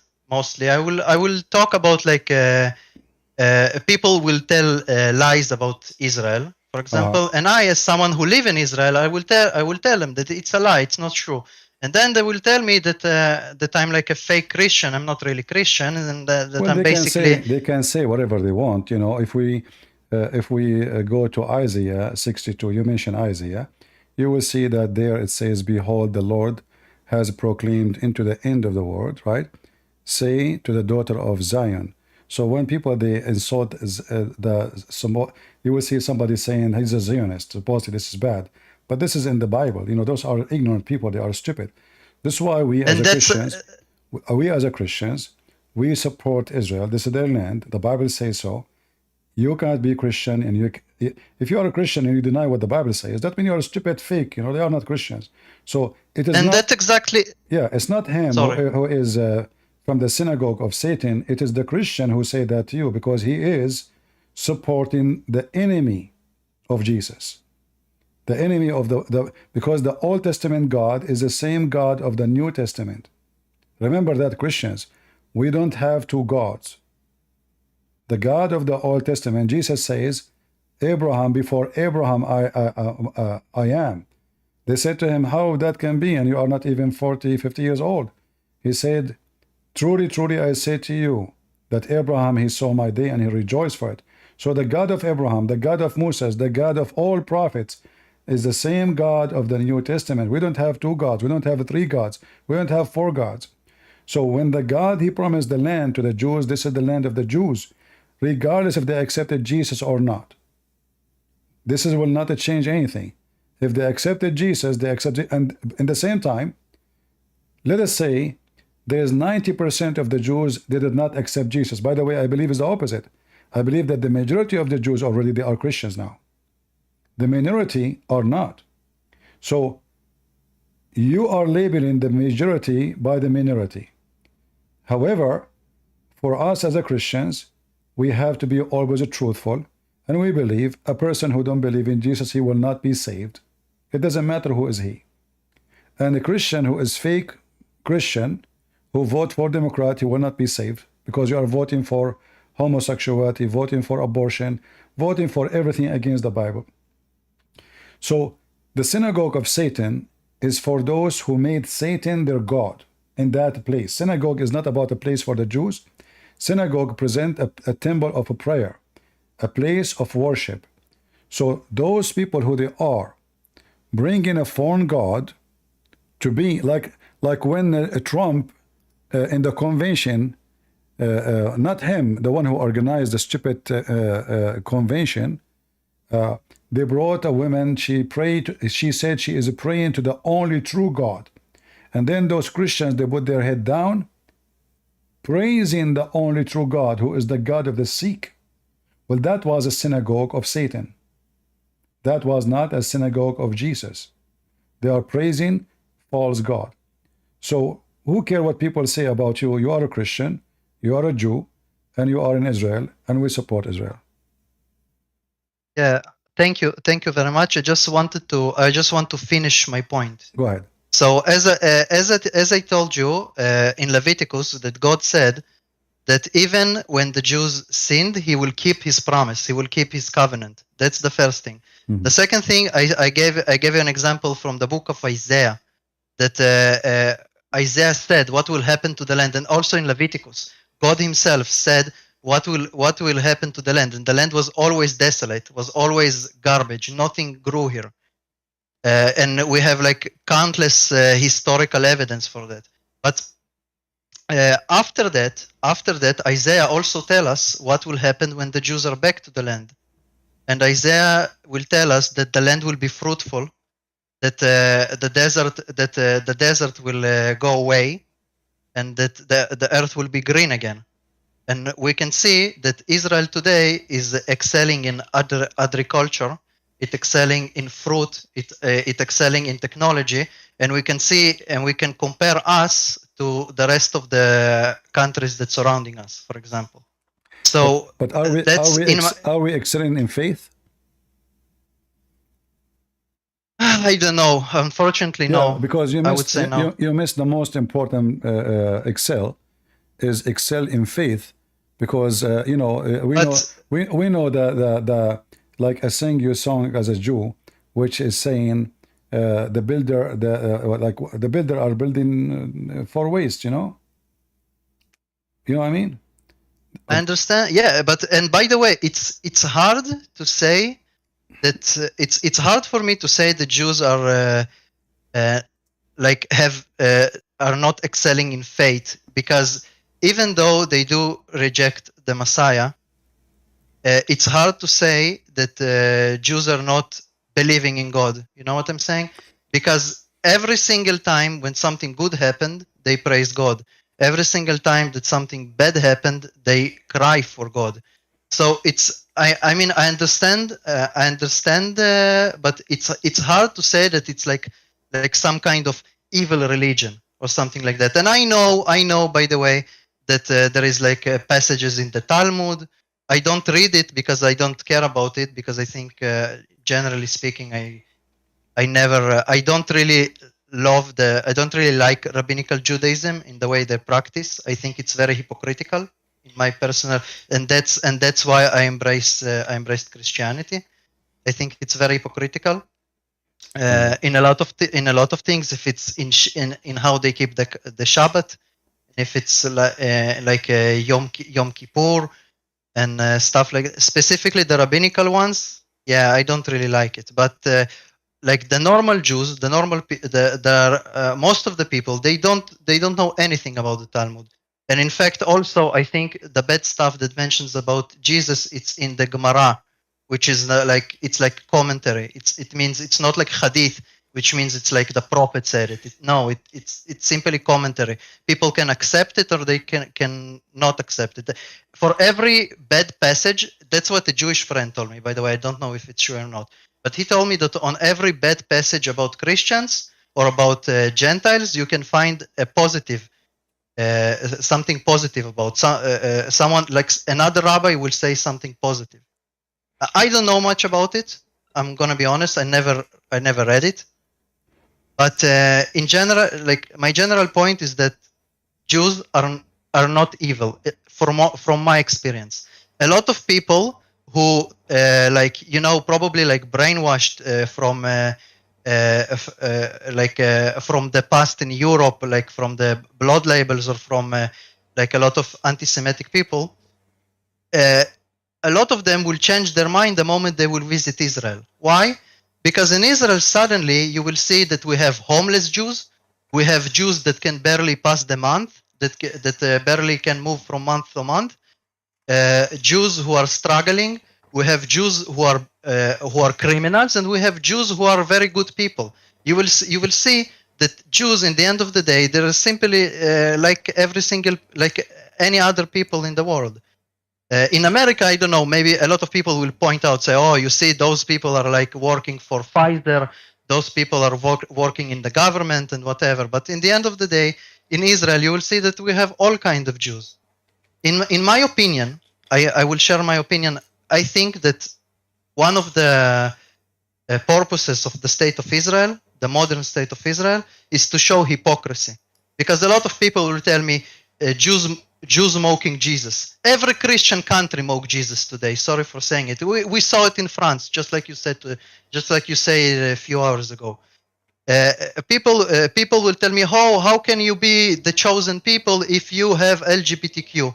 Every single Christian country in the world have LGBTQ, and so on and so on and so forth. It's everywhere.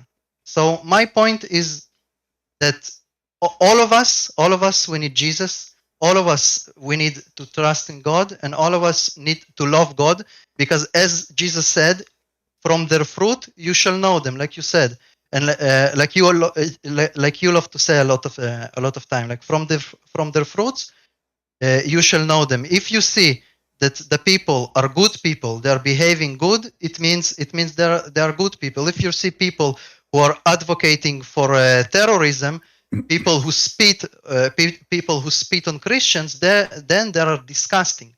They are. You know what? The Jews who spit on Christians, they are the synagogue of Satan. All right. Yeah. Well, you know, as you say, I agree with you. There's many are hypocrite. They blame like Jews for insulting Jesus, but those Christians, They have no problem with their own land. Supposedly the president, he could take an oath like Biden. He take an oath in the Bible when he became president, but yet he put the LGBTQ flag on the White House in the Easter day. They have it is just a hypocrisy to see, as Jesus said about the rabbis, who they see the little thing in the eye of somebody, but they don't see the tree in their eye. It's like a person who Exactly, brother. he don't see the hump in his back as a camel, but he see the pimple in your face. So we as a Christians, we will never hate the Jews. And as you see, he himself is born of a Jewish family. He become a Christian. He become a believer, and I believe. By the way, I'm not I'm.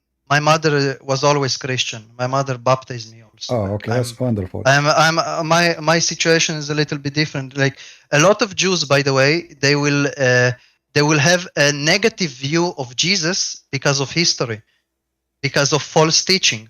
And in my case, it was not the case, because my mother was always Christian. My father is a Jew. His family, most of his family, some even are religious Jew in my father's family. My father himself is not really religious. Is not. I wouldn't call him even a Christian. But my mother is 100% Christian, and my mother is the one that gave me education, who taught me everything and showed me everything. And a lot of what I'm trying to say is that in the end of the day, it's like Jesus told us that we need to look at the fruit of the people, and judge them by individual. Like we hate the sin, not the sinner. And also, I'm a little bit lost in my thoughts. Sorry. It's all right. It's all right. Well, we got your point, but we need to know always remember that we can be proud about technology and having like the country is doing good, economy is doing good. But as the Bible says in the book of Psalm 127, that the builders, unless the Lord built the house, the labor is in vain. So we pray that Israeli, they will come to the faith, and they will let the Lord bless their buildings, so their building will not be labor in vain. Otherwise, many kingdoms, they flourish. Rome was massive. America is going to be gone one day. As long as they continue in this way, they will be destroyed sooner or later. All empires, they will be doomed for a very simple reason, because simply they start worshiping Satan and doing the act of Satan. So we should not be proud about an army unless it's an army of warriors who believe in God. We should not be proud about a country unless it's a country honor God and it's truthful with God in the law, in the behavior, in the practice, in the society. Right now, most of those countries in the world, America is included, is an antichrist God, and it's antichrist behavior, antichrist government, antichrist FBI, antichrist CIA. They are supporting terrorists. They support Osama bin Laden. They support Hamas. They support terrorists everywhere in the world. In fact, America have long history of supporting anyone kill Christians. Any country in the world, when they kill Christians, America is the one who will support you, including Erdogan, including the Syrian terrorist, during Obama, and then after Obama, and then after Obama, and then they never stop. They always, who is the one who support Taliban? Who is the one who made Taliban? Who is the one who praised Hamas? Who is the one who brought Yasser Arafat to the White House to shake hands and force Israel to shake hands with a terrorist? Who is the one? The wicked American. So the wicked American, and I'm talking about the government, are always a source of wickedness. And yet they claim that they are people of God. But if you look at the fruits of every single American government, it was a fruit of the synagogue of Satan. So synagogue of Satan, not necessarily someone he's a Jew. It can be anyone. All of them, they have one God. His name is Mr. Dollar or Mr. Satan, whatever you want to call him. So we know it's also them. We it's know also them. Yeah. very hypocritical. It's also very hypocritical to hate Jews because they wrote something bad in the Talmud, but then again Jews wrote the New Testament. Jews wrote the Gospels. The first followers of Jesus were mostly Jewish people. So I mean, if you're going to hate, then hate everything. No, we as a Christians, we cannot hate, and even the one who they are evil. Well, you know, if, the fruit of hate is, will make you Satan yourself. So we don't hate anyone. We feel sorry for those who do like disgusting behavior. But we know that Paul, he was a very, very conservative Jew, extreme. So if you want to hate the Jews, you start from Paul and continue, go through Mary and go through everyone in your book. Every name in your book you praise is a name of a Jew. In fact, all your names, Christians, all your names is names coming from the Jews. Like, what's your name, John? What's your name, James? What's your name, Paul? What's your name? I mean, you give me your name, Mary. Well, you are, all of you, you are naming yourself by names of Jews. Yet you want to say you hate the Jews. That's because you become a victims of a stupidity of the woke culture. The woke, they want to demonize Israel and demonize Christianity. So when you join the forces, you are joining the forces against yourself. You know, when I was in the Middle East, they say Saturday first, Sunday next. I don't know what does that mean. I was a kid. Then I learned that we kill the Jews first and then we finish the Christians second. So they demonize Israel today. And your children join them. After they finish with Israel, what do you think is next?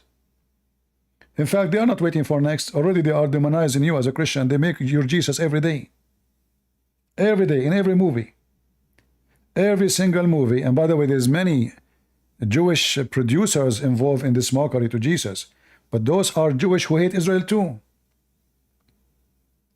Those are Jewish who hate Jesus. And they hate Jesus, they hate the Jews too, they hate Israel. Many people do not know that there's Jews who they used to betray Jews and deliver them to Hitler to kill them. I forgot what they call them in the Hebrew language. So they have a title, you know, those Jews. They used to call the Gestapo, and because they are Jews, the Jews, they trust them. So they go in the street, they find out where Jews are hiding, they call the Gestapo, the Hitler Secret Service, and they come and they arrest the Jews and kill them. So always there is Judas somewhere. And Judah, he can be a Jew and he can be a Gentile. I will give you an example of the Gentile Judah today in the White House. His name is Joe Biden. He claimed to be Christian. He took an oath in the Bible. He go to church just to take photos. In the same time, everything he do is Antichrist. Anyway, thank you, brother, for joining us. Yeah, of course. Thank you. You're welcome. Thank you very much. And I hope soon we will have a good news from Israel. But look like the Israeli army will not do any massive response. As I said, I think they will do just a stupid, they will knock some empty buildings here and there. And they will make themselves like, oh, we did a lot against Israel. So they will make a, they will make a movie. They don't want to piss off the Americans. That's how it goes. Because they're afraid. Because they're afraid. Because they are stupid. Yeah, of course, yes.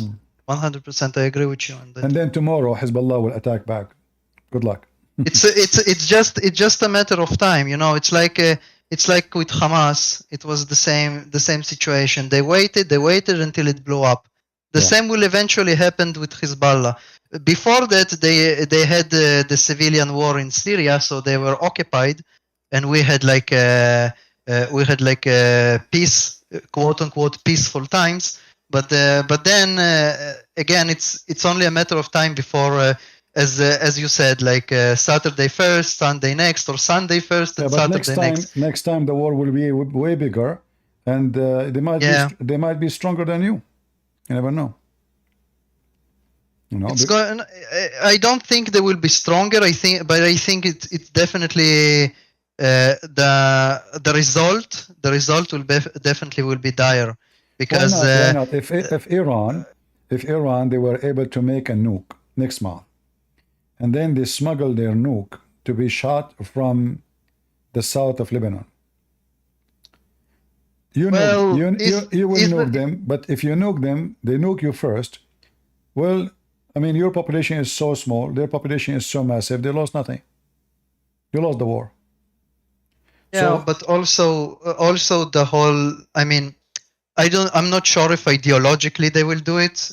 I mean, they're stupid, so maybe. But I mean, if the whole point, why they will not? Because apparently they love Jerusalem, or El Aqsa. Come on, El Aqsa Mosque, El Quds. They will not nuke Jerusalem. They will nuke Tel Aviv.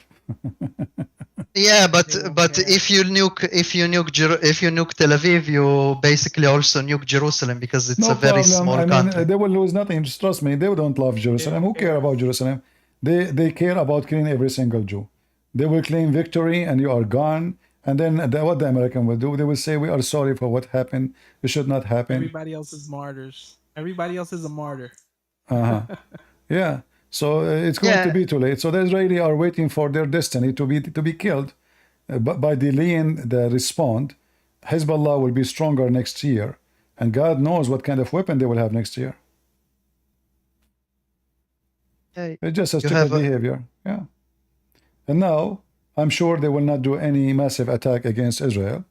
They will do some kind of theater, claiming that they made victory, which will make Hezbollah even stronger. Because the world is watching that Israel is unable to do anything really serious. Nothing. You know. So we will see in the coming few hours what they will do, what kind of theater but Netanyahu will do.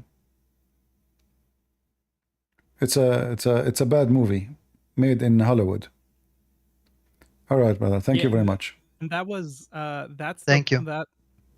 That's the topic I was going to bring you, Christian Prince. I think it's really interesting how the Muslim allies that in France, the liberals in France, they want to do this abomination in the Olympic stage. I think it's really interesting because, like, in this day and age, we see them more in the open. Like back in the day, they were a little bit more occult. They were hidden, and now they're in the open. Like all this stuff. Yeah, but it's not their fault. It's not their fault, because the Christians, they do nothing, so they are getting more and more aggressive. The problem that the Christians are very submissive, and like how many of the Christians today, they will strike tomorrow and go in the street in Paris and show them that this is disgusting and we are against it. So they will disturb all the Olympic, and the Olympic will collapse. We can make the Olympic collapse if we gather 100,000 protesters only, just 100,000. Yeah. We can make this Olympic collapse. As simple as that. But they don't do it. Our priests are potatoes. They claim to be priests, but nobody want to gather people. Oh, what they talk about, let us have peace. We're not going to do violent. We will go and protest in peaceful way. Can we? So why they don't do anything? One of my friends actually invited me to his church today, and he is Egyptian Coptic, I think he is. So he's Egyptian Coptic, and he invited me to his church. It's I think it's an Orthodox Coptic church. Yeah. And let me tell you something, my back hurts. Because you stand a lot? You stand and you sit. You stand and you sit. Yeah. It's difficult on your back, Yeah, they have different, Yeah, they have different customs. But something that I noticed, because, the churches that I grew up in are a little bit more, I guess, Protestant or something like that. Something that I noticed is that they're very monotonous and sleepy, I guess. I don't know if that's their way of praising the Lord. Hey, I'll praise to the Lord if that's the case. No, but you see it's a little bit the tradition in churches. This is not about sleepy. Making noise in the church for them is a kind of a disrespect. So the way they praise, it have to be elegant. It have to be a singing way. It have to be like in a musical no way. instruments. It No have to be, instruments. even sometimes they use like bells. So it's totally different from other churches. So for It you, was really interesting, though. it sound like very sleepy, but this is not sleepy. This is the way it is for 1,000 years. It's not. Yeah, but in other churches, because there is no, let us say, rules. Here there's rules. Everything by rules. So this verse will say it, then you do this, and then you say that, and then he do that. So this is a very established, not only practice of rituals, but a culture thing in the same time. So the prayer have a lot of rules, and certain words will be said in certain time. And people, they will do this, like you stand up, you sit down. When they say this sentence, you stand up. When they are done, you sit down, etc. So when the prayer is being said, you stand up. So they have certain rules. However, if you don't like it, don't go there. But I don't like your comment about saying sleepy. I have a question, Christian Prince. Do you think so let's say we have the example of what just happened in France, something, that abomination that I didn't really see it. I just saw the pictures on YouTube. I don't even want to click on it. I don't want to see it. But when do those types of churches have time to like talk about things like that? Like things that are going on in the world, Well, we are here When do talking they about do it because in churches they don't talk about it. If our churches talk about it, I will not be here. Oh, I see. Our churches, they are our priests. They are just busy collecting donation. It's a shame, Yeah, and many of them, they are politically correct, and they don't want to be in the front of a war with anyone. They want to make they want to keep Christianity just a title, like we are peaceful people, so we get angry from nobody. We have a problem with nobody, but in reality, everybody have a problem with us. We are under attack. Well, you know who doesn't have a problem with them? The Muslims. The devil, yeah. Christian Prince, I wanted to ask you, did you see the thing that was going on with the river in I think it was in Paris, where Macron wanted the swimmers to swim in the river? Did you see that? I did not watch anything in this Olympic. I don't care for it. Well, let me tell you a little bit about it. So Macron wants people to swim in this Paris river, and they did tests of the water in the river, and they found really high levels of listeria. And so listeria is what you find in human feces. So Macron said that he would swim in the river himself, and everybody's still waiting for him to swim in the damn river. All right, this is not important. I mean, the river is full of all kind of stuff. All right, thank you. I'm just saying, he's trying to kill people. Thank you so much, Christian Prince. All right, Take thank care. you. I think we have Userman next. Userman, are you there?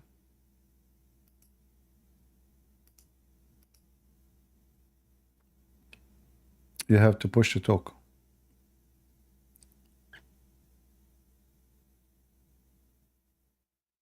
All right. Well, Userman, he have a problem. Hello, CP. How are you? Hold on, Islam. Hold on. Assassin, you are first.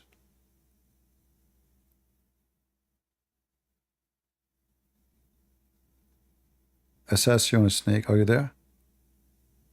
Yes, I'm here. Can you hear me? Okay, go ahead. Yes, thank you, sir.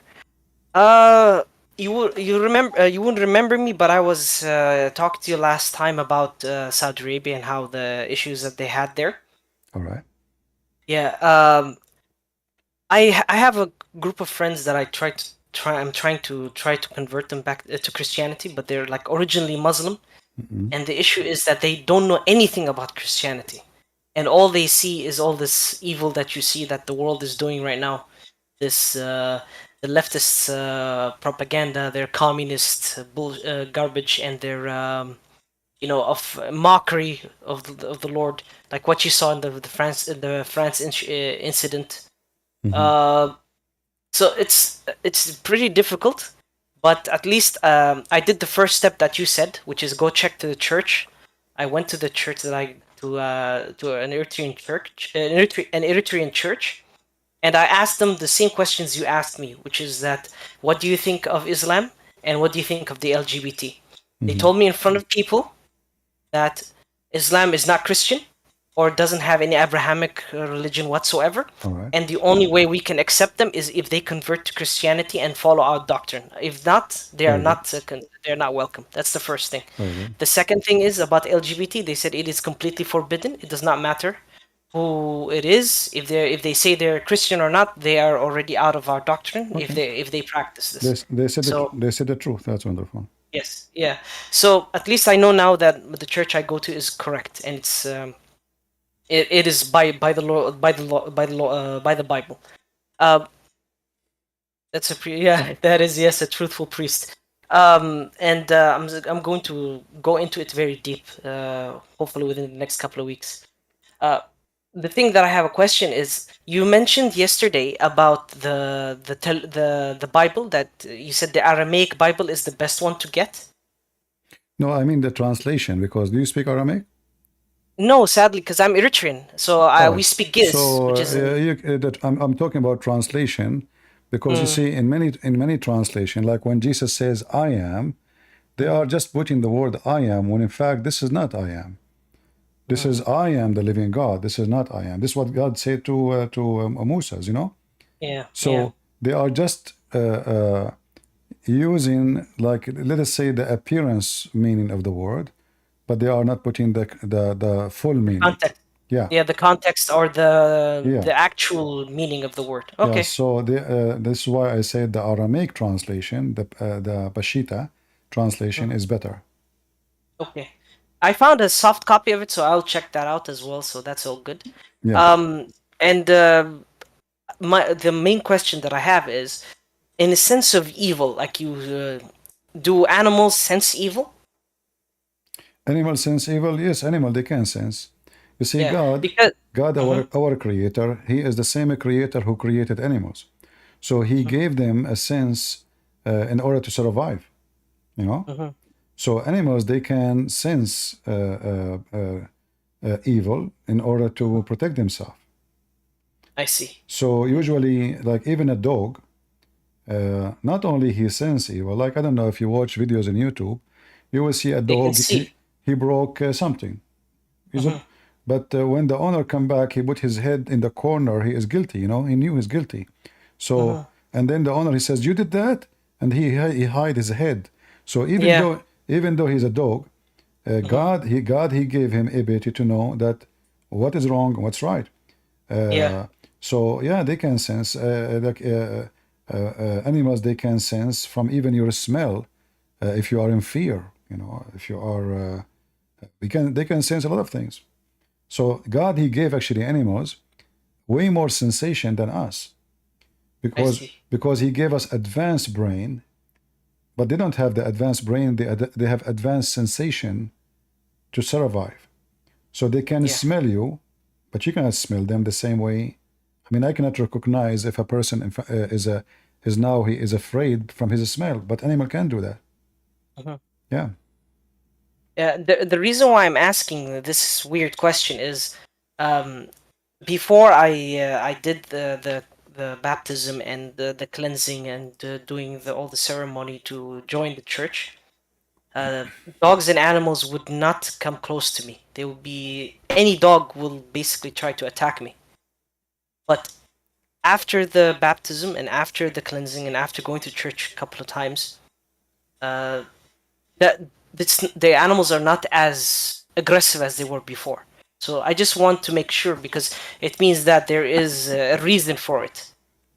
Yeah, obviously animals, they have always, like Muhammad, he hate any dogs, because obviously dogs, they hate him, you know. So when a dog, he see Muhammad, he go crazy. For he, like you said, that dogs don't like to get close to you, but they don't go crazy against you. Yeah, I actually got So attacked a maybe you couple of have times. like you have some kind of bad, let's say, energy inside you, making the dogs hate your present. Because they can feel what we cannot feel. You know, they have their own way. So That's maybe after you become a Christian and you get baptized, you became more peaceful inside you, within you. You know. So I they assumed they as feel much. they feel peace inside, you know, within this person. Yeah, that's why the reason I'm asking is because I could literally feel the difference and actually see it. So I just want to make sure, because this what you're talking about usually is like this feeling of foreboding, like evil, this dark feelings coming to, like, oh, these dogs, they're gonna attack me and everything. But now I don't feel anything anymore. We as a human, we can feel the same, but usually we feel it in different way. As an example, when I hear your voice is a kind of energy, and then this energy either will make me feel comfortable or will make me feel disturbed.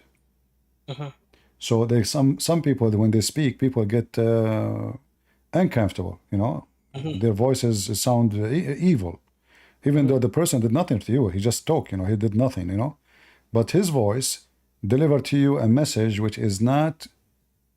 You don't know why, but your brain did not like it. You know, the brain did not feel comfortable with it. So then your brain make decision about, oh, I don't like this person, just because of a voice you heard. Or you might be the opposite. A person, he speak, you never saw him, you never met him, but the voice make you feel comfortable. So you say, oh, that's good. You know, inside me, I feel good listening to this voice. So we as a human, we have different way of sensing things from animals, and we have a brain to process all kind of information come to us. Dogs, they are kind of programmed, or even cats, or any kind of animal, and most of their sensation is based on real sensation, which means smell, touch, sound. Some animals, even they are deaf, so all their actions is programmed, and we are different. I see. This is why, like, you know, dogs, like, you can try to be friend to a dog, but if you don't like you, he will never like you. You can feed him, you can give him food, you can etc. Still, he will not like you. Why? Because he feels something wrong about your energy to him, so he don't feel comfortable with you. So he's always afraid of you. He's always, even if you are feeding him, even if you are the owner, you know, still he is not really, he is afraid of you. There is something between you and him and the dog did not click, let us say. But a human being is different, because a human being can manipulate a brain of someone else. So I can be an evil person, and then I can fool you, make you believe I am a good person, because you judge me by some information you received about me. It's like a scammer. You know, when a scammer, he scam you, what he do? Yeah. He convince to be you. nice. Yeah, even though his purpose is to destroy your life, to steal your money, to make you homeless, and maybe even to kill you. So he make you relax. He make you so comfortable. He make you so trust on him. Vulnerable. Yeah. So you trust the person, and then when you trust is where he bite like a snake. You know. So the animal is different. Animals, if they don't like you, they will never like you. It doesn't matter how much you feed them. It doesn't matter how you take care of them. They will never like you. Animal in the beginning can be like afraid of you because you are a stranger, and he can trust you slowly, this animal. But however, if the animal never like you, he will never like you, no matter how much you take care of him. Yeah. A human being is different. Yeah, that's what I thought as well. It's kind of strange. That's why I was asking, because it was very strange that specific dogs will always hate me for some reason.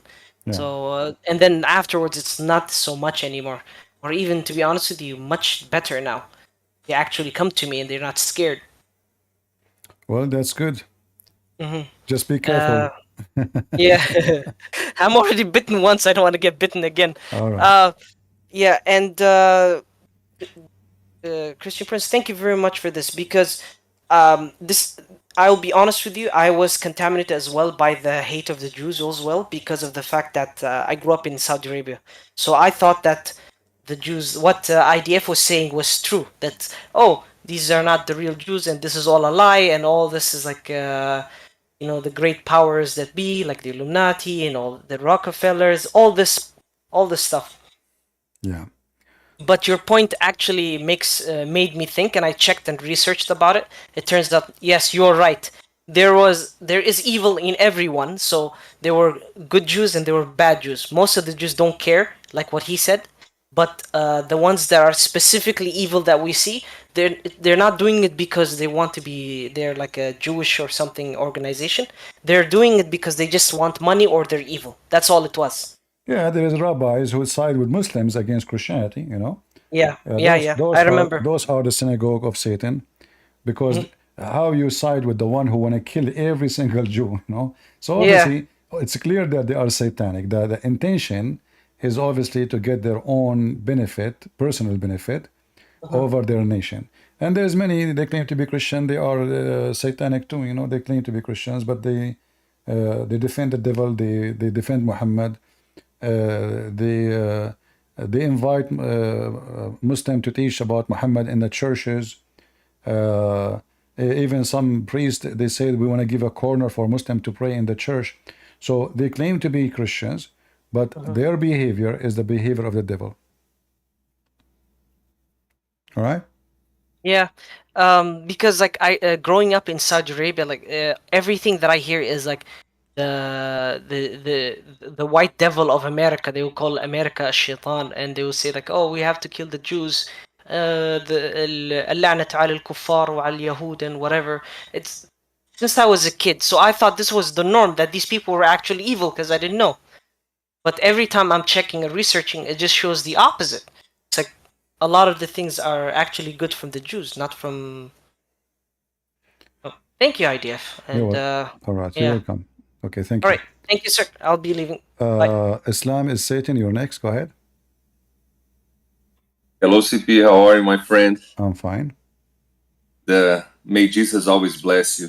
Thank you. CP, I have an Instagram channel where I discuss against Islam every day. And then a Muslim that I often receive daily death threats, but he sent me a message and I could not understand the last part. I'm going to play it back for you so you can translate to me, okay?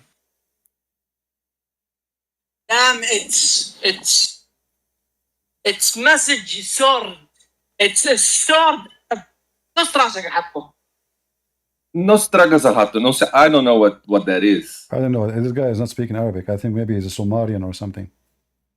I think it's so funny because they cannot refute with information and they go directly to violence. I have a question regarding the punishments in the grave and also the 3 questions, because what's the backstory of those 3 questions? We want to make it like a normal conversation today for the Christians, not to focus on Islam. Like a question, because if you ask me about Islam now, I will give you answers and reference, and that will switch our topic to talk about Islam. Thank you so much, my friend. You're welcome. All right, who is next? Who was next? Userman? Are you there, Userman? There's no sound, Userman. Look like you have a problem with your microphone. Honor, you are next. Hello, can you hear me? Yes, I hear you. Go ahead. Hello, CP. How are you, man? I'm fine. Hope everyone is good, doing good in chat. Yo, I just wanted to ask, can I pray for chat? Can what? Can I pray for chat? Sure, go ahead. Hey, thanks. In the name of the Father, the Son, the Holy Spirit. Amen. I pray that we can all take this moment, Lord, to come to you today and thank you for everything you've done for us, Lord. We want to thank you for our lives and every single moment that you bless us with your presence, Lord. We want to pray that you forgive us, Lord, for our sins, Lord, for we are wicked, Lord, and we are infested by this sin, Lord. We pray that we may all see a day where we can break bread and have dinner with the greatest of our enemies, Lord. I pray that every single one of us, by your grace, shall be able to forgive their greatest enemy, Lord, and walk in the way that you taught us to walk, Lord, to follow your example. I pray, Lord, that every single one of the Christians who is causing discord amongst the brethren, Lord, for him to find peace, to find a reason, Lord, to get away, Lord, from the discord that is destroying the churches in the body of Christ, that is separating the body of Christ today, Lord, and all the mistakes that we have seen others do, Lord. May we forgive them and give them another chance, Lord, for we all do mistakes. Just as you do with us, may we be merciful to others, Lord, and may we not judge the others unless we are ready to be judged. Thank you, Lord. Let your will be done in our lives and be glorified your name. In the name of the Father, the Son, the Holy Spirit. Amen. Amen. Hallelujah. Thank you very much. Thank you. God bless you. God bless you too. All right. Herod, your mic. Hey CP, how are you? I'm fine. Yeah, I just wanted to thank you because your channel has been very informative. I'll give you an example. I was an altar boy most of my young age, and our priest never taught us anything about Islam. We were also misinformed about Ishmael and all that stuff. So thank you very much because I've really benefited from your channel, and I'm teaching my kids a lot of things that I'm learning through the channel. And yeah, I'm just the topic of what happened with the Open yesterday was really disgusting. And I'm really curious. Why not more people, influential people like Mel Gibson has come out. I've talked about it, and very few people. But I did see Andrew Tate's today. I'm not a fan of him at all. I don't listen to his stuff. But he went out protesting for Christians, and I don't know what your thoughts on that. I'm not hear the last part. Not what? Andrew Tate went out and protested for Christians today. Protested? Yeah, for what happened. He was telling Christians in Romania come out. He went to the French embassy. I'm no fan of this. Yeah, but it helps me to be doing that. This is a shameful for those who call themselves Christians, that a pimp he have more sense than them. So shame on them, like a pimp. But for me, I find that this person is just a hypocrite. He's trying to present himself that he care, but if he care, isn't him who lure women into sex? So he mocked Jesus more than anyone. He mocked Jesus by doing real physical act against his children. He lure women into sexual business to just make profit and money. He is Satan himself, but he tried to present himself now he care for Jesus. I mean, look who is talking. The one who say the F word every 2 seconds. The one who teach how to beat women, how to rape women, how to take advantage of women, and how to not to pay your taxes, how to cheat, how to lie. And then he is the one who care for Jesus. It's just another fruit of a fraud person. It's like exactly. It's like the devil trying to present himself. He is a lawyer for Jesus now. Yeah, because a lot of my friends know that I don't like him. I don't follow him. I always talk like, call him out for what he is. And all of a sudden today they're sending me messages on Facebook and all that. Oh, look at this. That's how I saw it about him. And I was like, guys, he's probably just doing it for views, just being a hypocrite. And then they're all like just calling me a hypocrite because, I don't, whatever. You know what I mean? It's crazy. We live in a crazy world. Yeah, well, I mean, this guy is a big scam. Like even somebody saying in the chat, the worst part of that he scammed thousands of people, thousands of dollars from guys, thinking they were talking to girls, while whole time he was the one texting them. Oh my God. Unbelievable. Yeah, so he was texting men playing that he is a girl, and he sent pictures of naked women. Unbelievable. we Yeah, have somebody in the chat, her name or his name Loon, and he kept posting a flag, supposedly it's a flag of Palestine. My friend, you can make a million flag, but you cannot raise it anywhere. Where is your flag is raised? Your flag is raised everywhere except in the place you should raise it. So you're just being stupid. So you put the flag here. That's it. You have a state now. I mean, do you dare even to carry this flag inside Saudi Arabia? They will arrest you. Inside Emirat, they will arrest you. The same flag you are posting here. I want people who they are in the chat, don't post those silly stupid pictures. I hate them. Anyone in Discord will post a picture, I will block you. Don't post those stupid pictures. What is this? Go ahead, Herod. Continue. Yeah, so yeah, I was getting a lot of like negative feedback from people because, I don't like the guy and I call him out for what he is. So it's very discouraging. Like, what do we need to do as Christians? I look at the Olympics. They're protesting.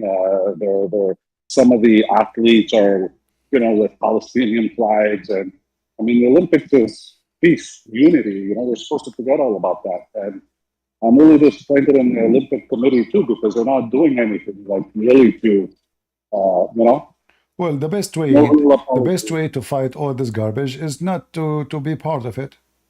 While you are watching it. Yeah, I'm boycotting it. I'm not watching it. I tried to get some people to go protest in front of the embassy in Ottawa here in Canada. It's a 4-hour drive for us. And everybody's like, well, it's just going to be us. What are we going to go do? We got to get more active, more energetic, I find. Yeah. All right. Thank you very much. Thank you, CP. God bless you. Bye.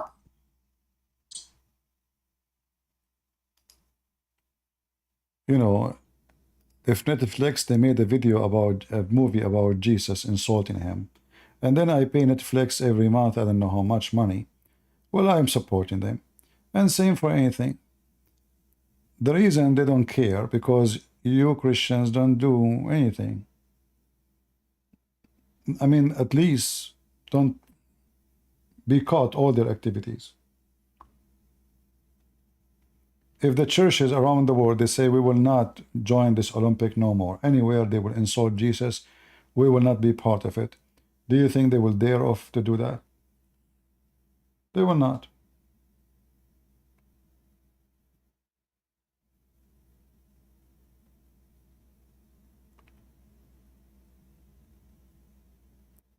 When Christians, they do nothing, the enemy of Jesus, they will do more because they notice that those Christians are just submissive.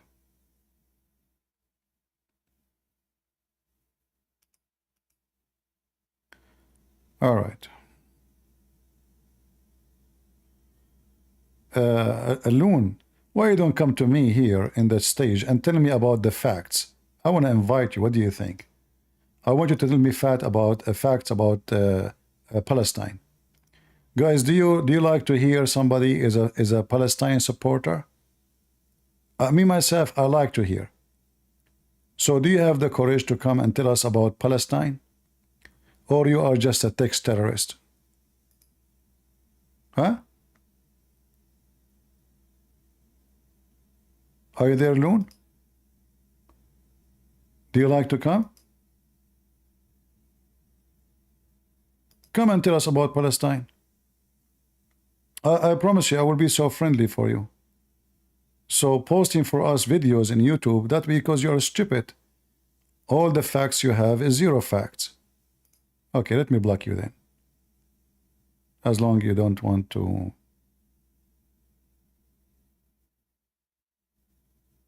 Don't debate what I have just sent. I'm willing to debate anything you send, but you don't dare even to tell us what you are sending. You're scared of what you are sending, potato.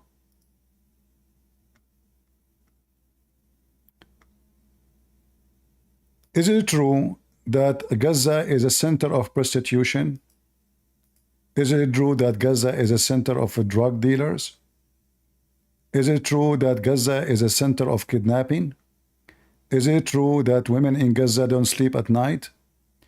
Is it true that Gaza you cannot even leave your shoes out of the house because somebody will steal it?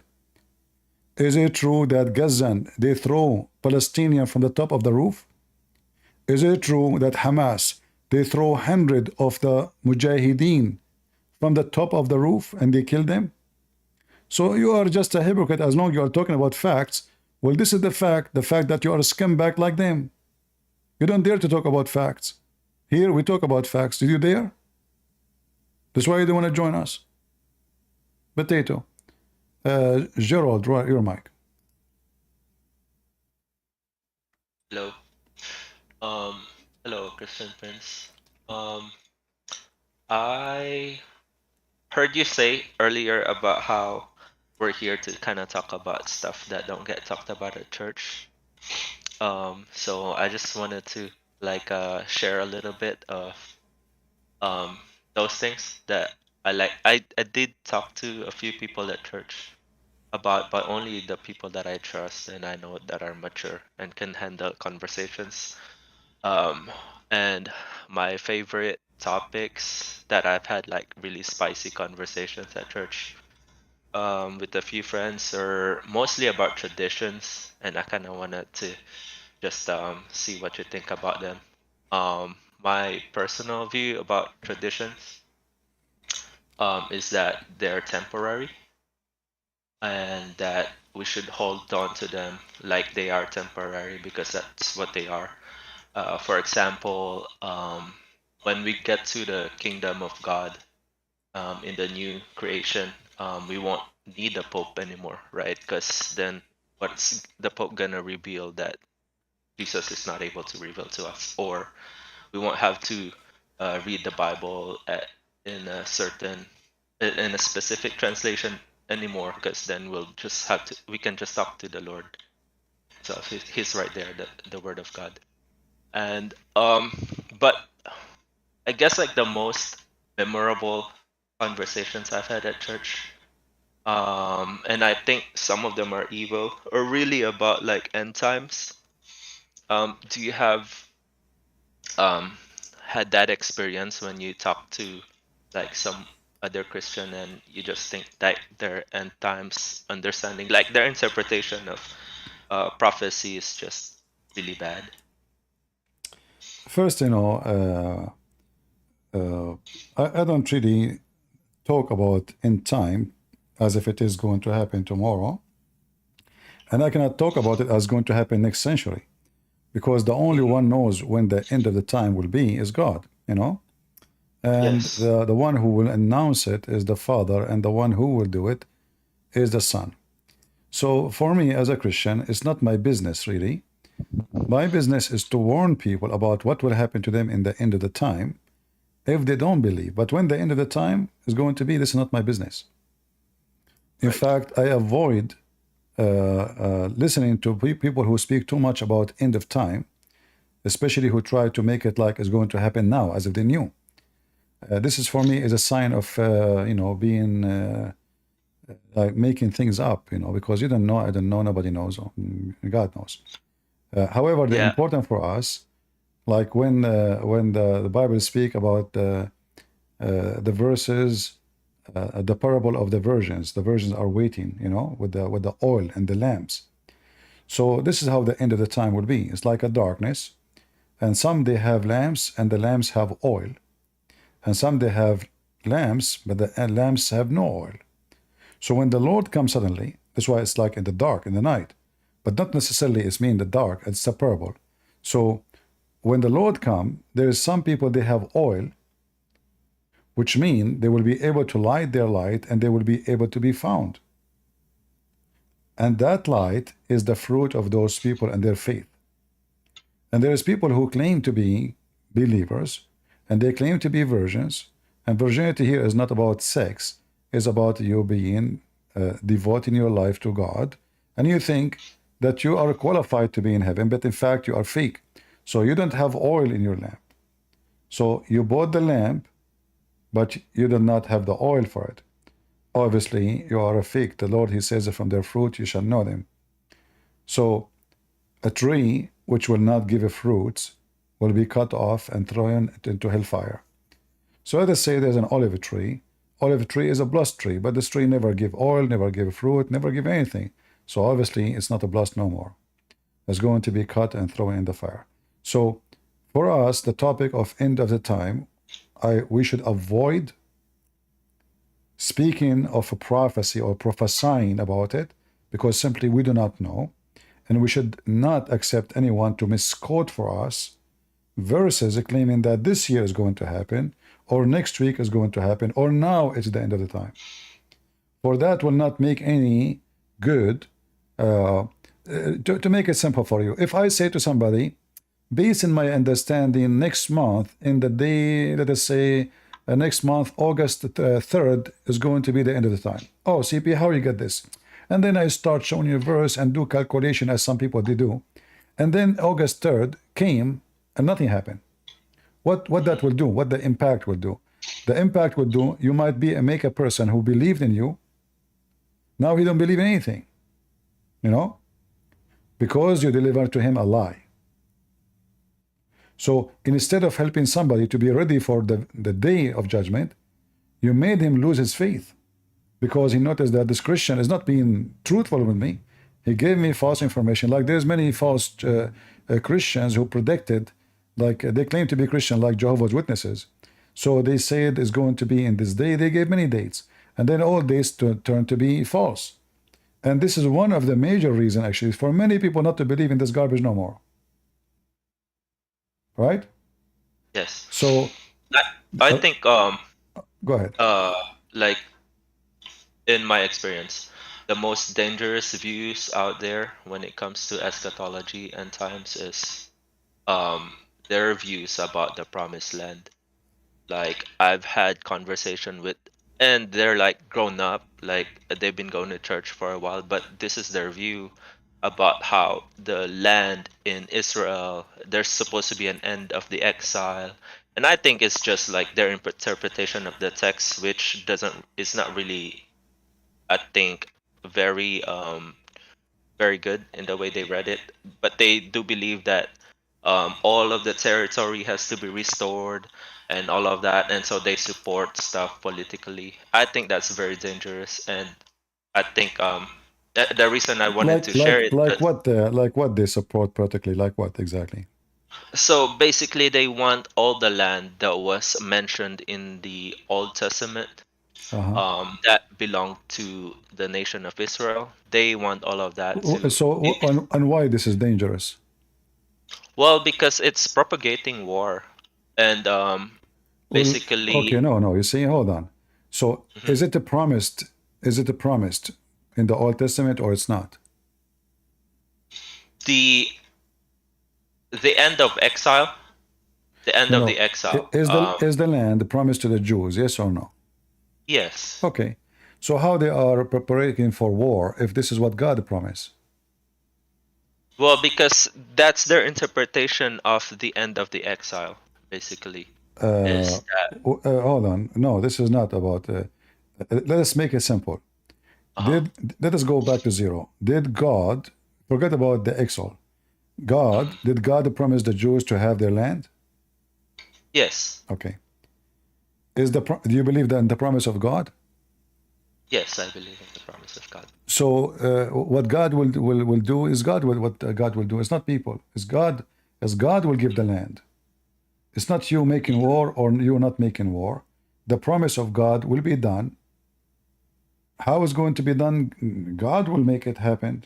You know, we don't know. Maybe He will cause war to happen, You know, like two evil nations fight each other, they lose, and then the Jews, they take their land. The same as what happened now, actually. How the Jews, they were able to take their land after thousands of years, losing their control of their land. It's a miracle. Right? So Yes. it was not the Jews, they came with weapon to take their land. In fact, they are invited to take their land. So the start of Israel in the beginning, it was a miracle. It was the caliphate of the Muslims, the Ottoman Caliphate. The Sultan is the one who agreed that the Jews will come to their land. They did not come as an invasion. They did not invade. They did not come with an army. They didn't have an army. Right? So here you notice that God, he can cause reasoning to happen to bring those Jews back to their land without any war. Yes. So he accomplished, let us say, a part of the mission.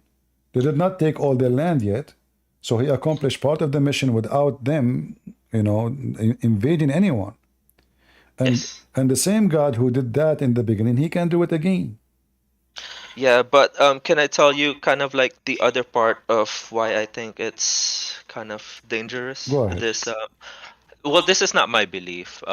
This is what my friend is telling me and that I disagree with.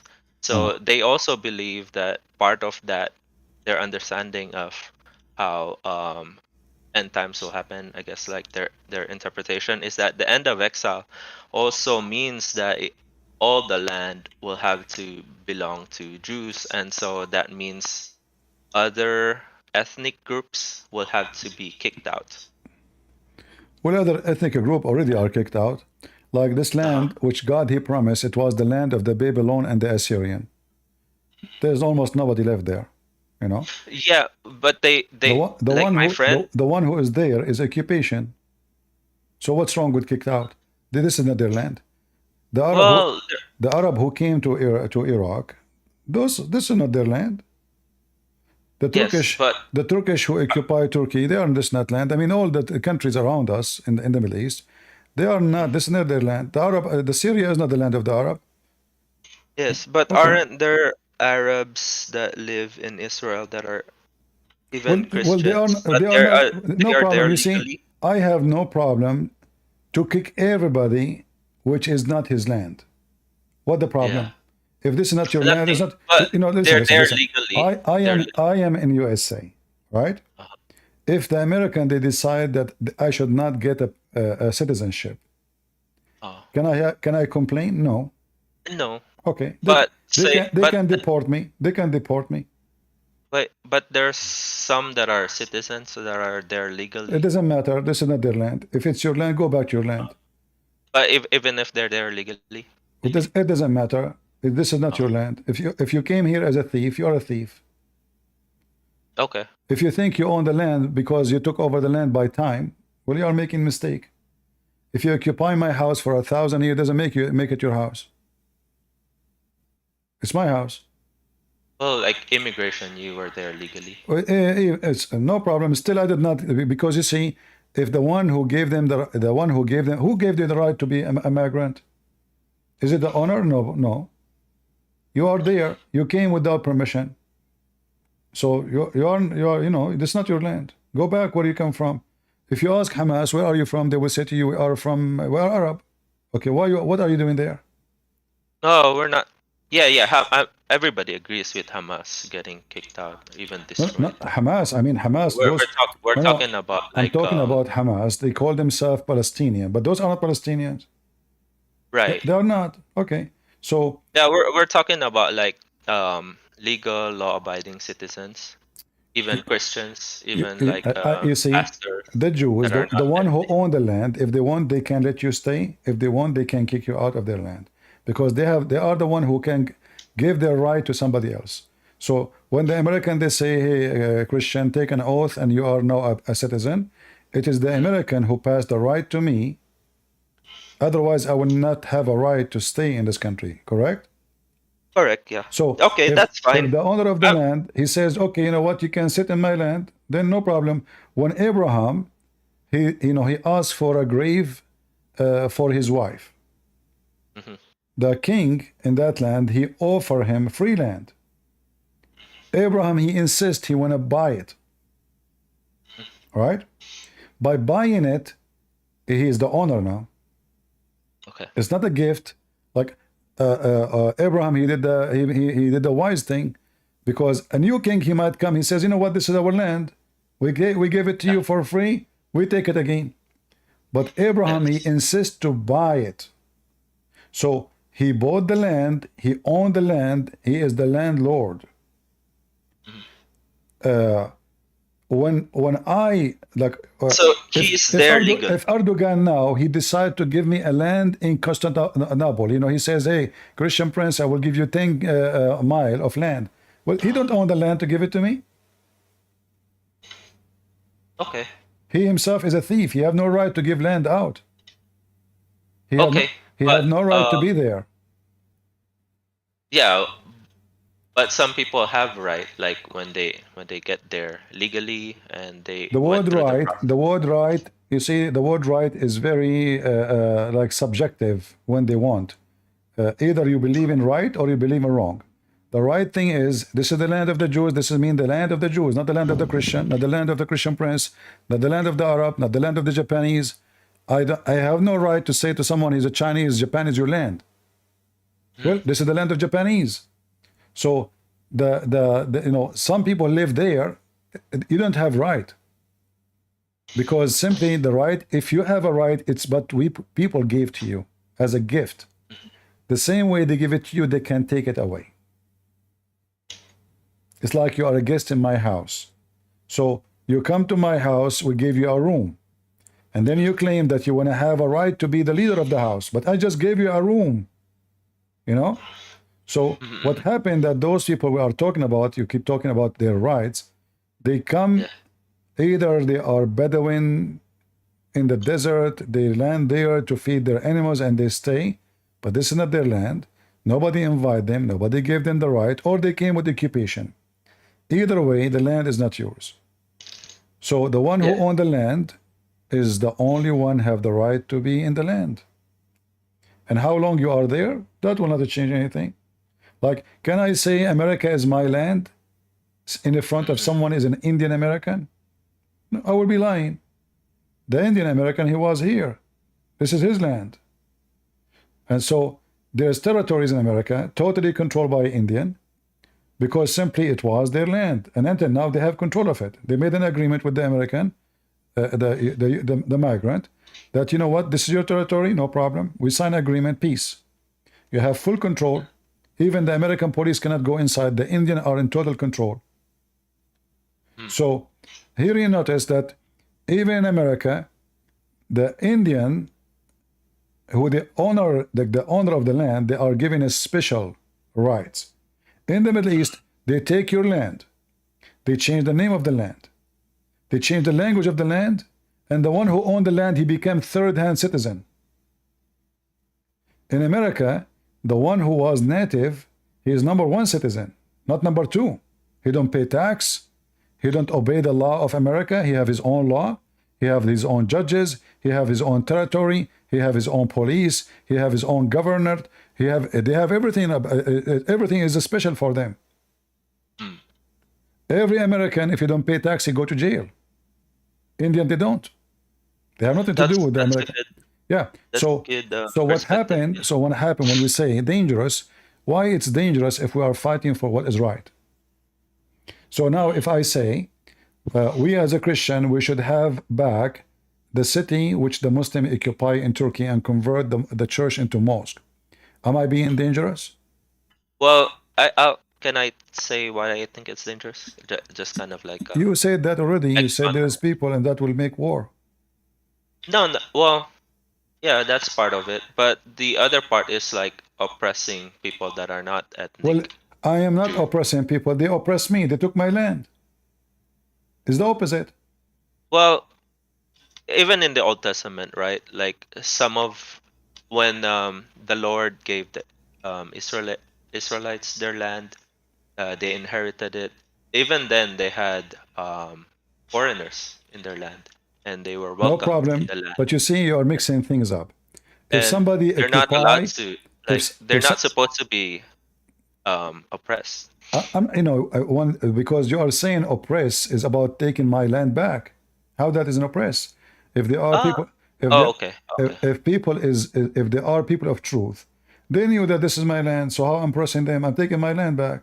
You know? That's true. That's true. They didn't have land. The foreigners back Yeah. then. The oppress is when you take the right of others.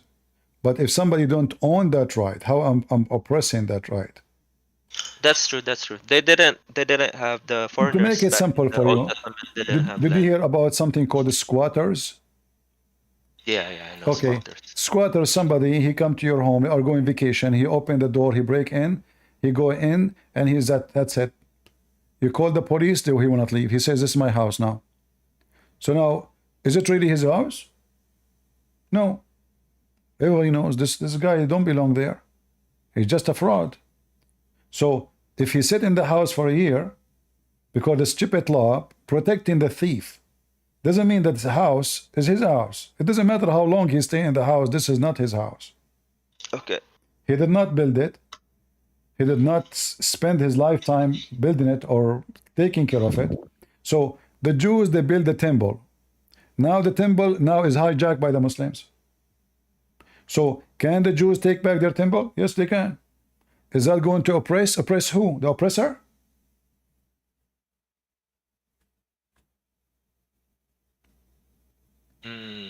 Can you say that again? Sorry. If I take the temple, if I am a Jew and I take my temple back, then you will say to me, I'm oppressing the Muslims who they are now in charge of the temple.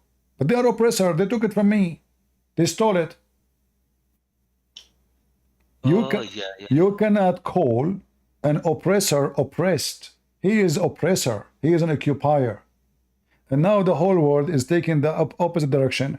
And instead of saying that those Arab are the oppressor, and I am an Arab, they are the oppressor, they say that the Israeli who they are taking back their land is the one doing the oppression. But the truth is the opposite. The Arab, they go to Spain.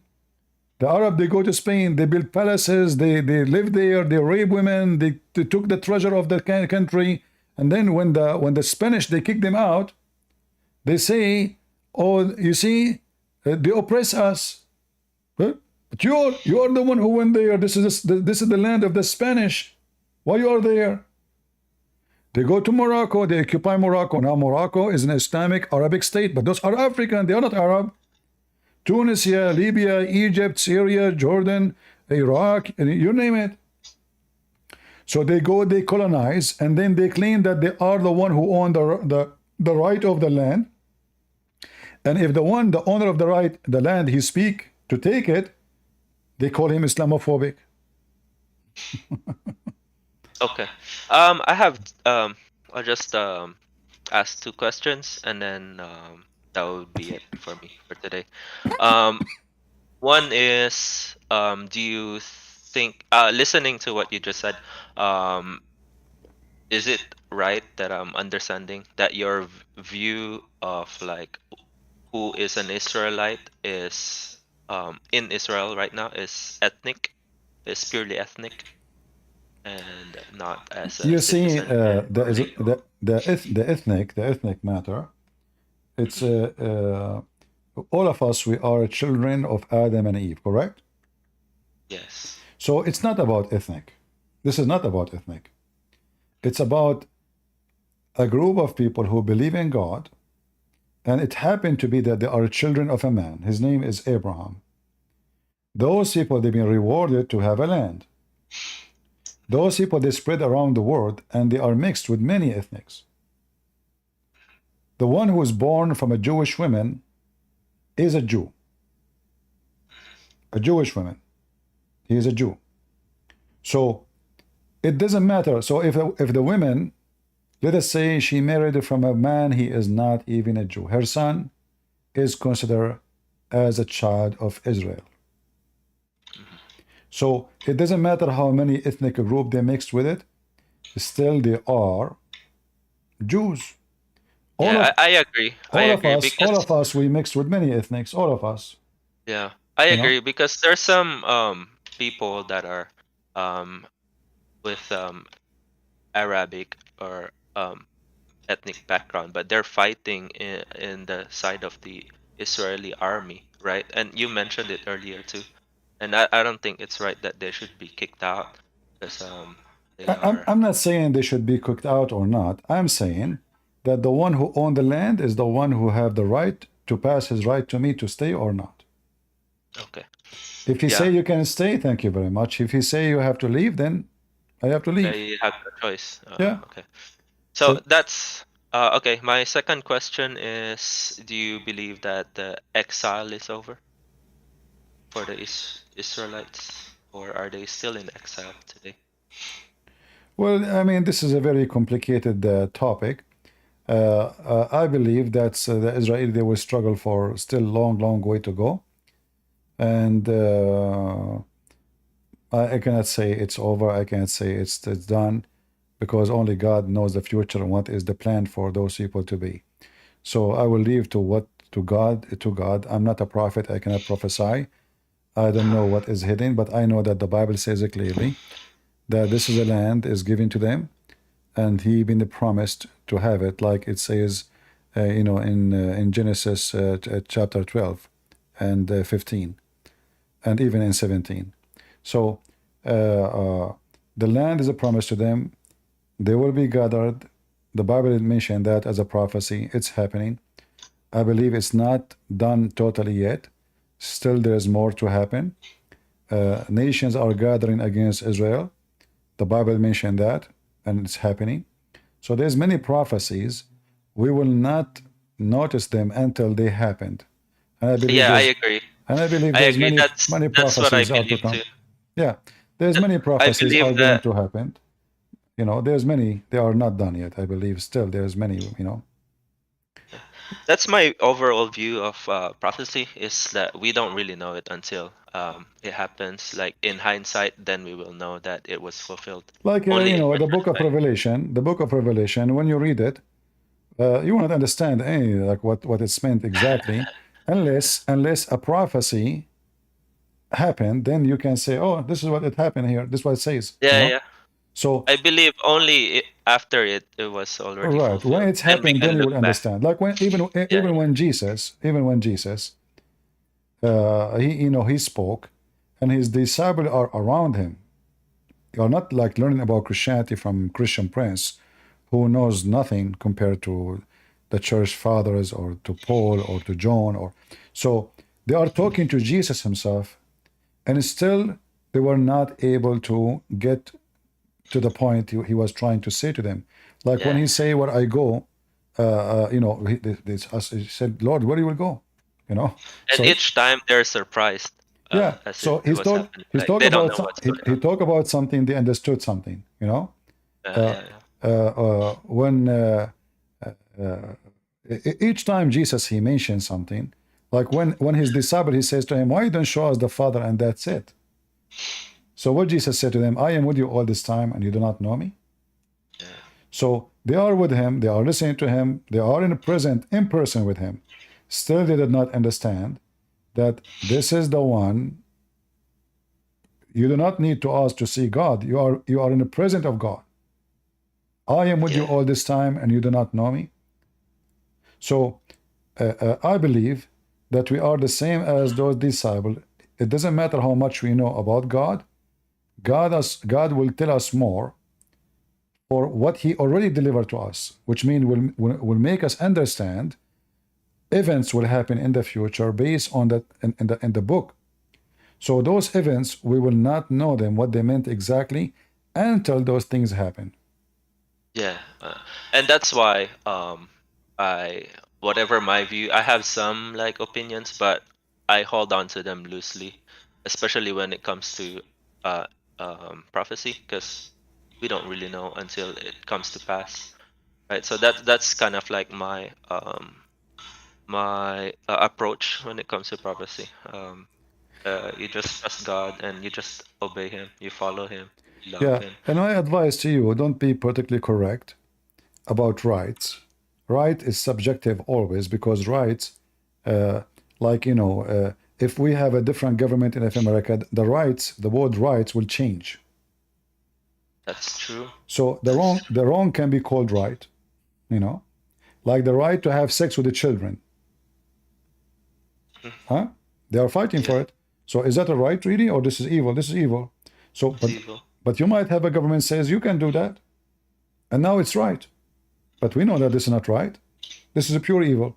So right is always subjective to the law of God or the law of evil person. For me, I take the law of God against the law of a man, because the law of God is forever. The law of the man is just temporary, and it fit only for purpose to make a group of people happy, to win election, to do something, you know, like all what we see now, like fighting for the rights of gay. What is the right of a gay? What does that mean? I don't know. I mean, are you like, okay, you want a man marry a man, okay, and okay, we do one more right. What is the right? Oh, flag. We have a flag. Okay, and you have a club. Okay, you have a club.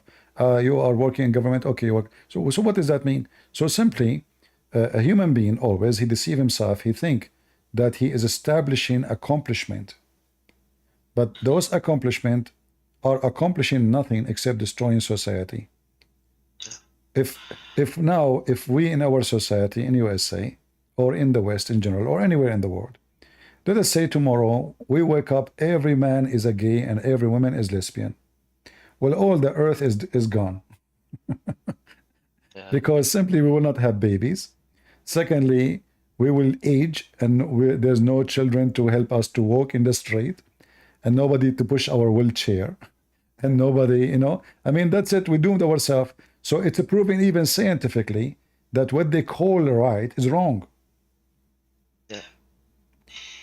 So, you know, don't be politically correct, and don't. I'm not. Yeah. I'm not. And don't go by, you know, like, oh, there is people, they are there. And so what if there are people are there? Yeah. Well, thank you for talking to me. I will get our land from Turkey. It doesn't matter how many thousand years to go. This is our land, not their land. Stay in. Looks like there's nobody else in the The thief taking my home for 10,000 years doesn't make it his home. Yep. All right. All right. Thank you very much. Thank you. All right. Anyone else?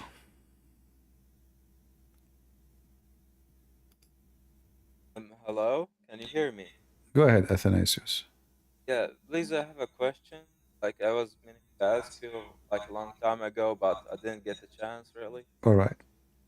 Yeah, so I was speaking with someone in the server, and he said that you don't really agree with Arab Christians using the word Allah as a meaning for God. Sure. You see, I'm an Arabic Christian. I'm a Greek Orthodox Christian here in Iraq, and we use the word of Allah as the meaning of God.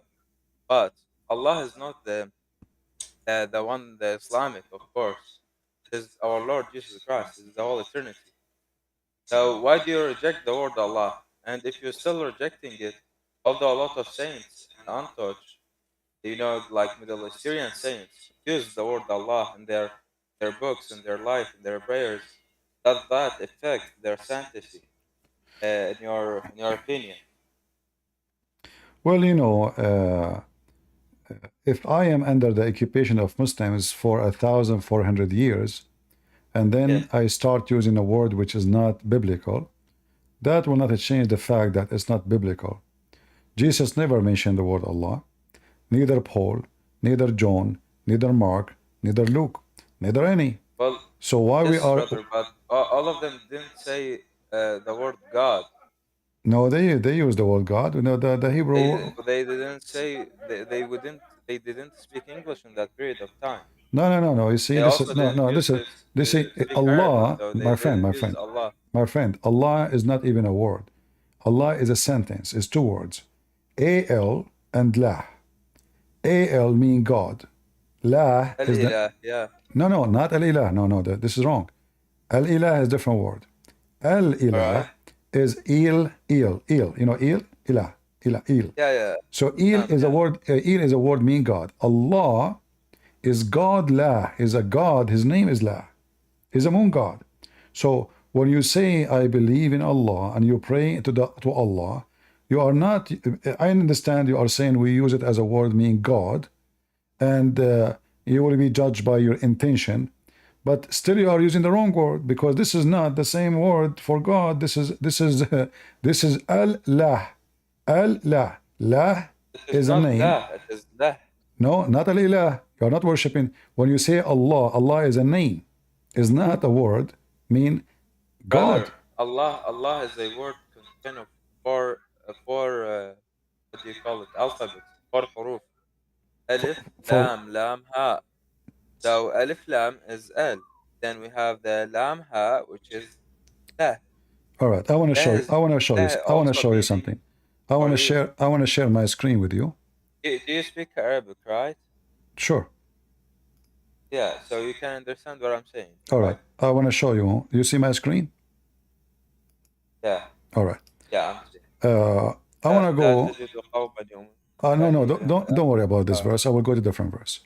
I will go to the first lines in the Quran. Here you see, it says Bismillahir Rahmanir Rahim. Do you see it? Yeah, we don't really agree with the word Ar-Rahman because hold on. it is like a Forget about the God. Rahman. Forget about the Rahman. Allah, we don't really have a. All right. Yeah, all right. Let us focus on Allah now.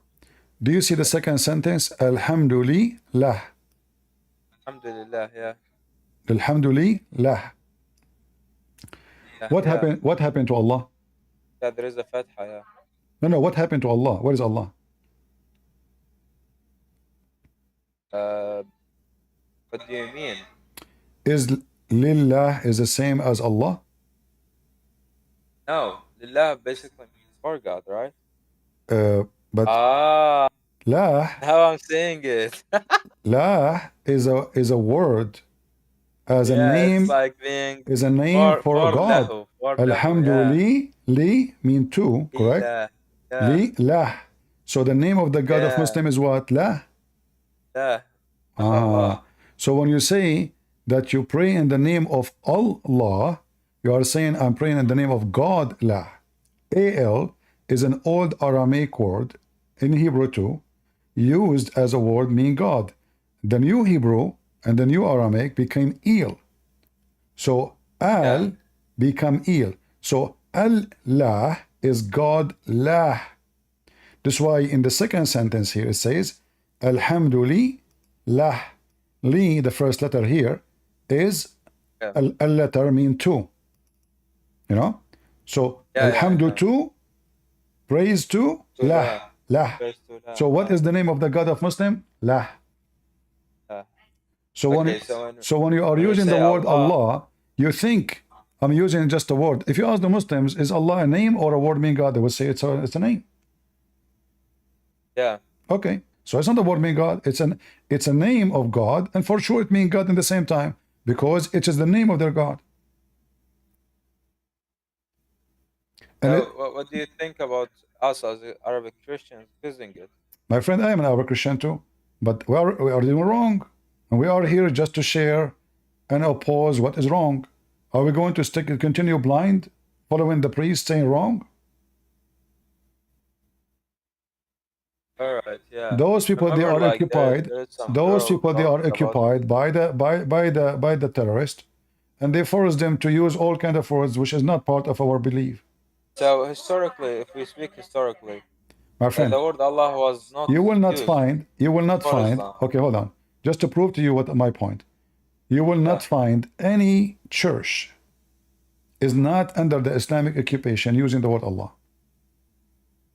Like Turkey is in the border of Greece, correct?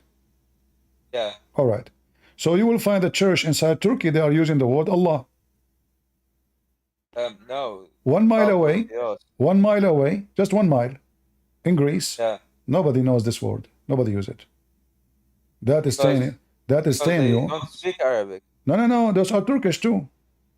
What Arabic? But even in Turkey, they don't really use the. I know. But my friend, still they are using the word Allah. So what happened then? Why the Greek, who they are originally are Greek in Turkey, why they are being forced to use the word Allah?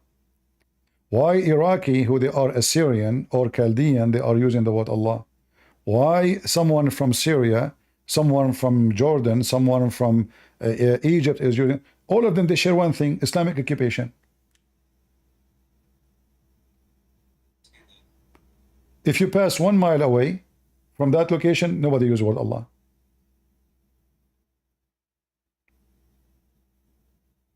So I invite all Christians, especially Arabic Christians, to repent and never use the word Allah. We should not. All right? I hope. No, I can't hear you. All right. Well, All right. Thank you. Thank you, brother. God bless you.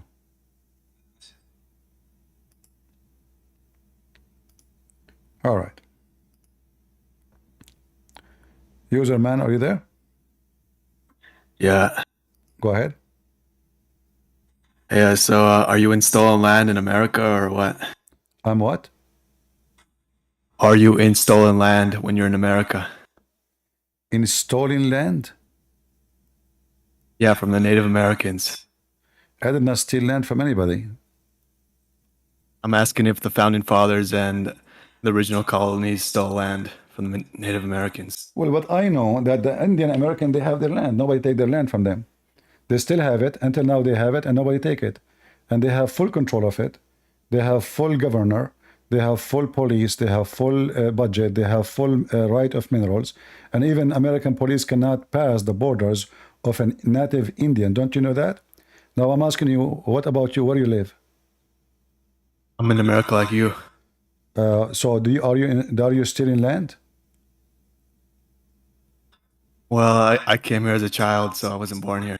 It doesn't matter. You asked me, still in land. So are you still in land or not? Are you taking land from the Native American, or you took it from a land which is not owned by the Native American? No, I'm asking if you would support Native Americans if they like rose up in insurrection. Why they want to rose up? They have their land already. Nobody took their land. Well, they only got like 2% of it. They don't have 98%. That's not true. That's not true. Secondly, when you say American Indian, those people, the same people, they were killing each other, raping each other, and almost they annihilate each other. Nobody left of them. That's why now their number is so small. It's not the white people who killed them. They killed themselves before anybody come. Actually, most of them were killed by smallpox and other diseases like chickenpox. Most of them they killed by killing each other. Go read history. No, it was actually disease. No, they are killing each other. There is a massive war happening between the tribes of the Native American. So they were savage, killing each other. Then they are lucky actually. I wish that when the Muslim they come to our land, they say, hey, listen, Christians in the land, you are first citizen and we are second citizen. You don't pay tax, you don't do anything, you have control of your land. Then we have no problem. American, they gave them rights. They gave them right. Even American don't have. I have to pay tax. They don't have to pay tax. They are becoming so rich. They are the one who own casinos. They are the one who became billionaires. They are the one who have a voice. They are the one respected. They are the one special treatment. There's nobody giving those things to anybody in the world. Well, usually occupation, when they come, they occupy you, they suppress you, they kill you, they rape you, and what you can do about it? What do you have to say about some of the tribes that were pacifists that didn't warmonger? What do you got to say about them? I don't know. What does that mean?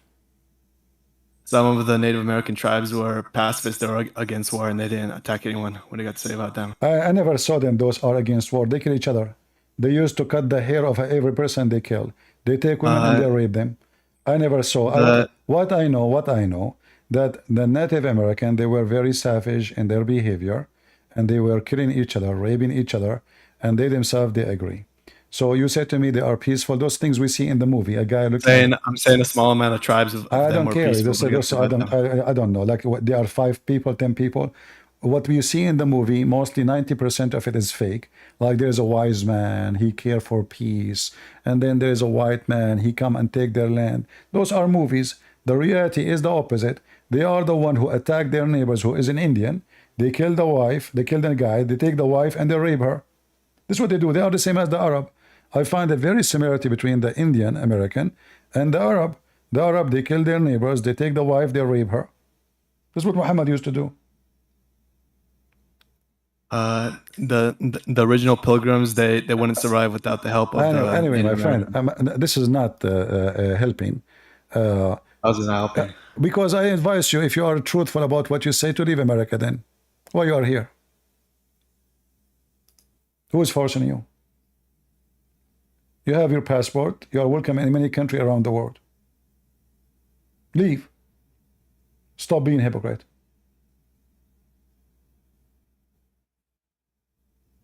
Why you are here? Contact any Native American. They says, I am one more American. I want to leave so I can give you your land back. They will buy you a ticket. Go and leave.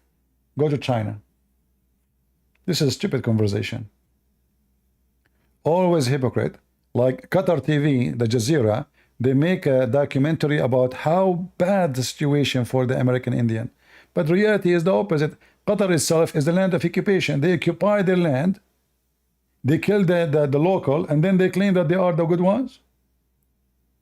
In America, the Indian, they live like kings. They have right, nobody have. They are favored over all kind of citizen. They are citizen number one, in fact. We are citizen number two. This is reality.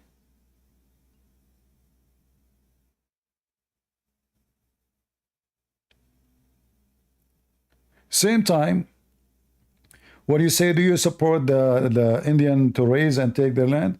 They are the one who signed to agreement with the white man. Why you sign? Fight and die for your land. You signed because simply they told you this, okay, take your land, no problem, here we go, this is your territory. They did not take land from them. When you say 2%, what 2%? Already they are finished.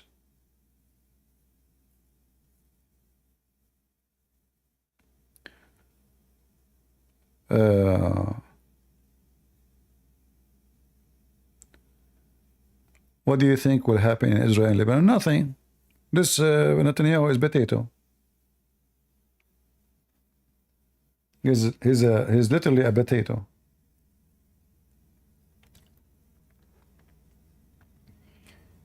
Today at night, by the morning, they will send some airplane bombing here, there, empty places, empty warehouses, smoke come out, and they will say we respond. Just wait. I don't expect him to do much. I wish I'm wrong, but I don't think so. See, the Bible, like, you know, why we don't read the Bible, my friend? Like, even in the tradition, like in the Middle East, we say, if it's going to rain, we should see cloud. Do you see cloud? Where are they? When you want to go to war, when you prepare yourself to war, do you know what you do?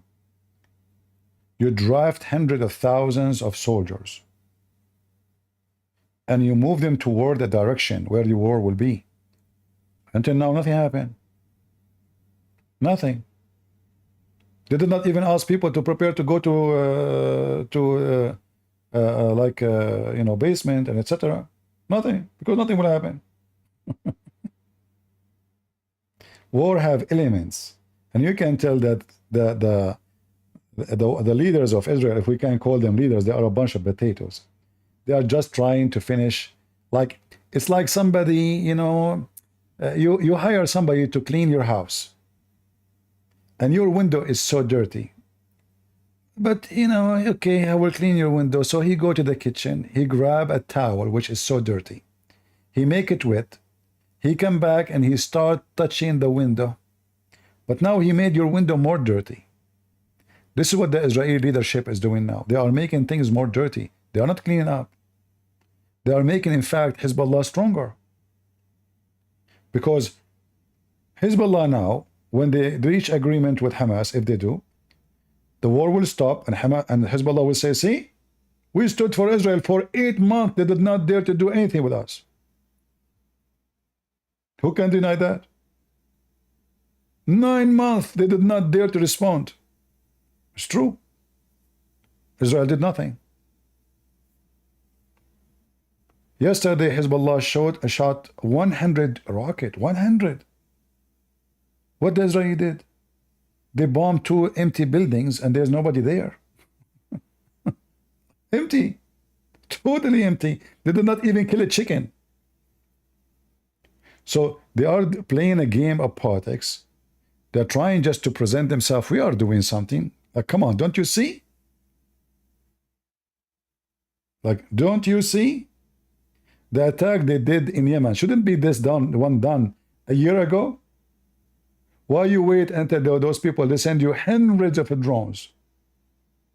Hundreds. Now you decide to send, why you don't do it from the first day? If you do it from the first day, things will be different. So obviously, the Israeli government is just a bunch of idiots, and they don't deserve to be in the office. They are just wasting time to stay in charge. They are doing politics. They are playing politics. They are not seeking victory.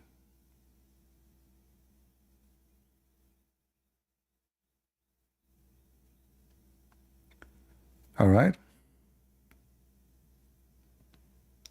So if you think something big will happen, I am 99% sure that there's going to be like some attack here, some attack there. And tomorrow morning, Hezbollah will respond and send some rocket. And then we go back to our same thing. Stupid Israeli. Nice to meet you.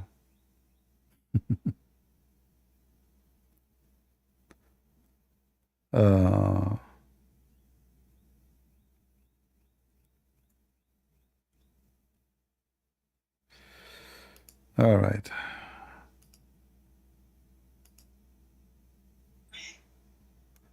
Go ahead. Hey, CP. Yes. Yo, I like you. I know you don't like conspiracies and stuff. But see, I was hearing you talk about how you're just so disappointed by Israel just not pulling the plug, right? Not doing the job, right? Right. And it made me think, there's this Freemason who actually created the Freemason, wrote the 33 degrees of Freemasonry, called Albert Pikes. I don't know if you know him. Okay, I'm listening. And basically, in the 19th century, he wrote a letter describing describing 3 world wars, and in the letter he described the First and the Second World War very accurately, and he described the Third World and he described the Third World War as a war between the Muslim world and the Hebrew world. Well, actually, he didn't describe it like that. He said it would happen in the Middle West between Jews and Muslims, and until the point where they would kill each other, like just massacre on both sides. He was describing it as both sides, and that at the end of it, the plan would be that from the despair coming from it, people wouldn't know anymore what to follow, what is God, where, like, they would all be so in despair that at that point that will be their plan. They will put in their plan in action to create a Luciferian new world order, as we can say. Like, my friend, do you believe that this person is a prophet? No, not a prophet. So, actually, this. If is it a plan? You think it's a plan? Yeah. That's possible. You see, who care what all kind of forces in the world they plan? We believe in the Bible and nothing else.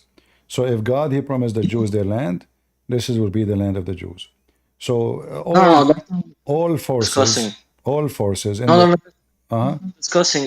I'm discussing that, like, in fact, in the Bible, it talks about these things in times, and really, like, these guys who play these games and make these wars and stuff, they think they're mocking God. They think they're making fun of God, but really they're actually just making it all come true, just like Jesus said. You feel what I'm saying? I understand. So, because I was trying to connect between what you said about those Mason and what will happen in the future. So it might be there is like an evil force, or planning for something to be done, and they work for it, and they can make things happen. Why not? And I believe that the force of the Democrat is one of those Mason evil forces. Like we know that this George Soros and all kind of evil ones. In fact, there's many reference of many president of USA. They are part of those evil organized crime. We know that. However, we as a Christians, when we make decision based in Bible. So if a person, let us say Trump now, he is sponsored secretly by the Mason. This is for the sake of argument, Still, we will vote for Trump because we as a Christian, we judge only by what we know. Right? Of course, by the fruit. Yeah, so what we know is what we know. Anything else is not what we judge for. And we believe in the same time that God is in control. It doesn't matter who is going to be there. So they will never win against us. They will never be victorious. Even if sometimes they might look like they are victorious for temporary time. But they will never ever be victorious. So we leave to God what is to God, and we do what we should do as a followers of God. And that is to vote for someone we believe he is more close to us in a biblical way, against the one who publicly opposing Jesus and mocking Jesus, like the Democrat. Yeah.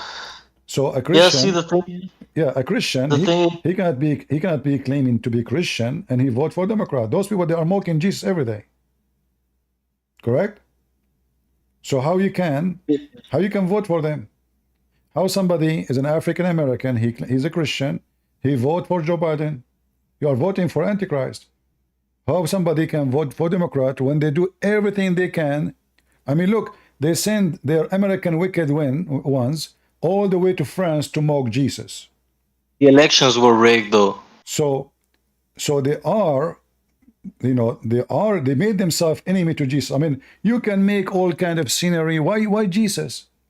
Why Jesus? So they are waging war in Christianity. So you cannot be Christian.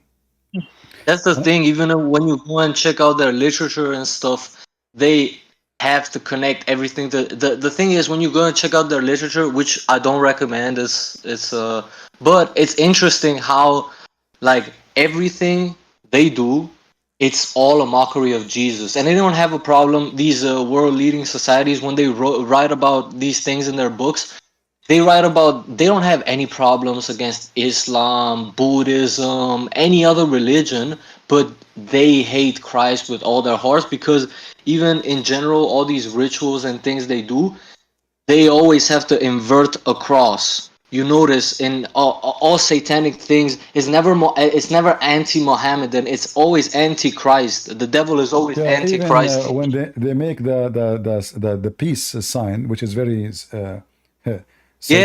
It's an upside down cross with the sticks broken. Same as Hitler's cross. Same as all of them. They share the same. You see, Antichrist is anyone who denied the Father and the Son. Muslims are Antichrist. Those Masonic are the Antichrist. Joe Biden is Antichrist. Liberals Antichrist. In Europe, Antichrist. Antichrist is not only just a group of people or connected to an ethnic group. It's whoever he mock God and he make God his enemy. You see, like if a person, let us say he is a Hindu, and he come to me, he says, Christian Prince, I don't believe in Jesus. But he don't make his life is about mocking Jesus. Why you want to mock Jesus? Jesus never spoke about you. Why never attack you? Why you want to do that? Somebody might say to me, aren't you mocking Muhammad? Well, Muhammad, he killed us. Muhammad, he mocked Jesus. Muhammad, he attacked the Bible. Muhammad, he made fun of us. You look at everyone who is famous, all these people at the top, they all have this thing in common. They all mock Jesus. Exactly. And when you go and read these books, it's crazy. Satan support those who mock God. He will make you rich. He will make you powerful. Yeah, he will give you all four corners of the earth. He will put you in position. He will get you the support. He will manipulate the truth, and he will make you even look like a good person. So he can use you. He can use you, to be his image. So while Jesus is the visible image of the invisible God, Those leaders are the visible image of the invisible Satan. And we need to understand that. And how we know that they are the visible image of the invisible Satan? Everything they do is satanic. Everything they do.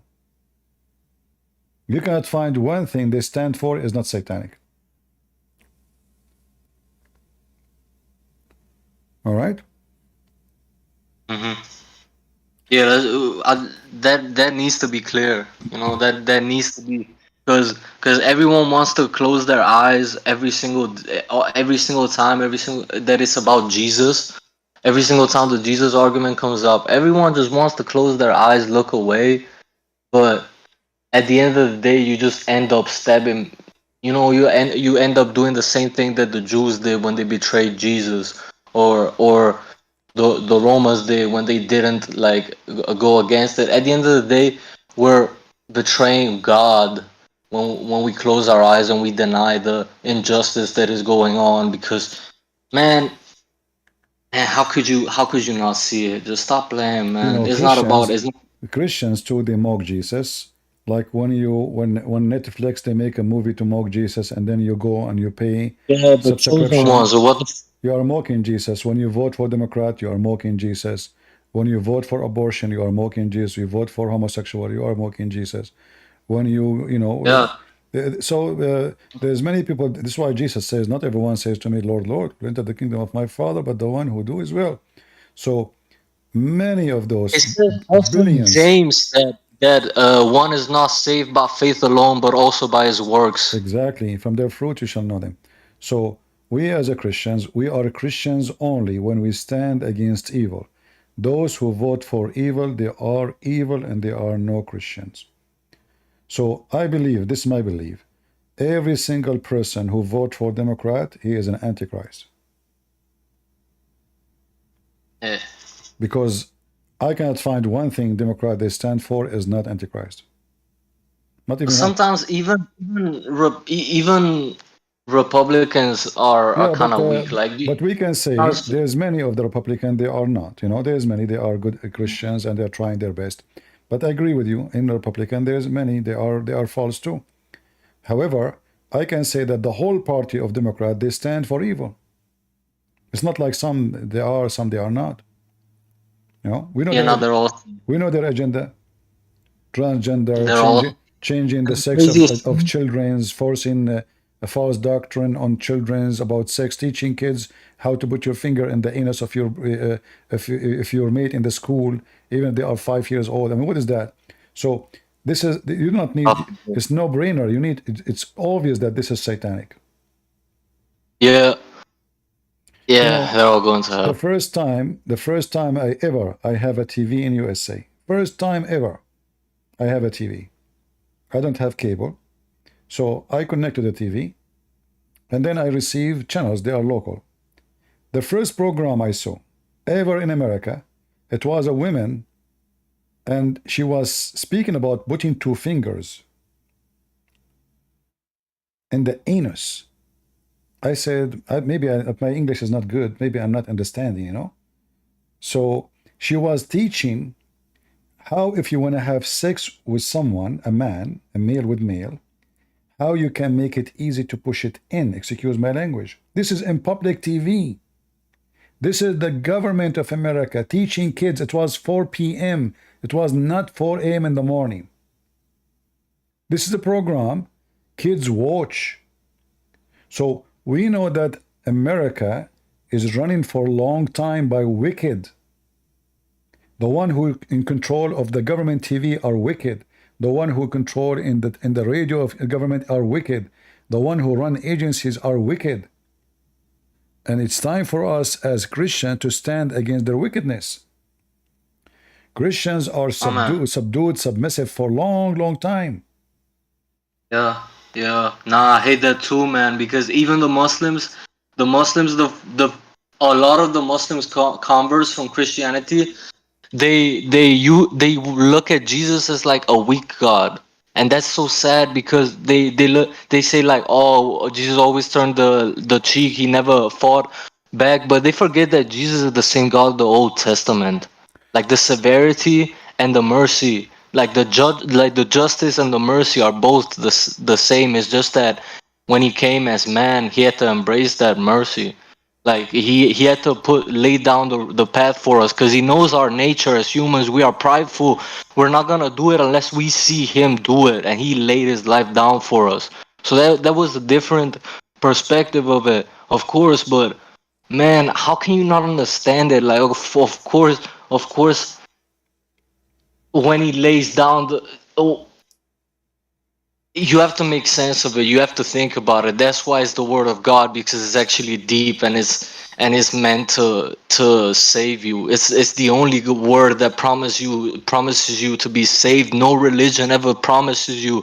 They tell you God forgives you, God this, but then no one tells you you'll be saved. You'll see the gates of heaven. Well, No one does that. if they are looking for a God They don't have it. who punish, then they have to wait for Jesus when he come back, because second coming, Jesus will treat them like dogs.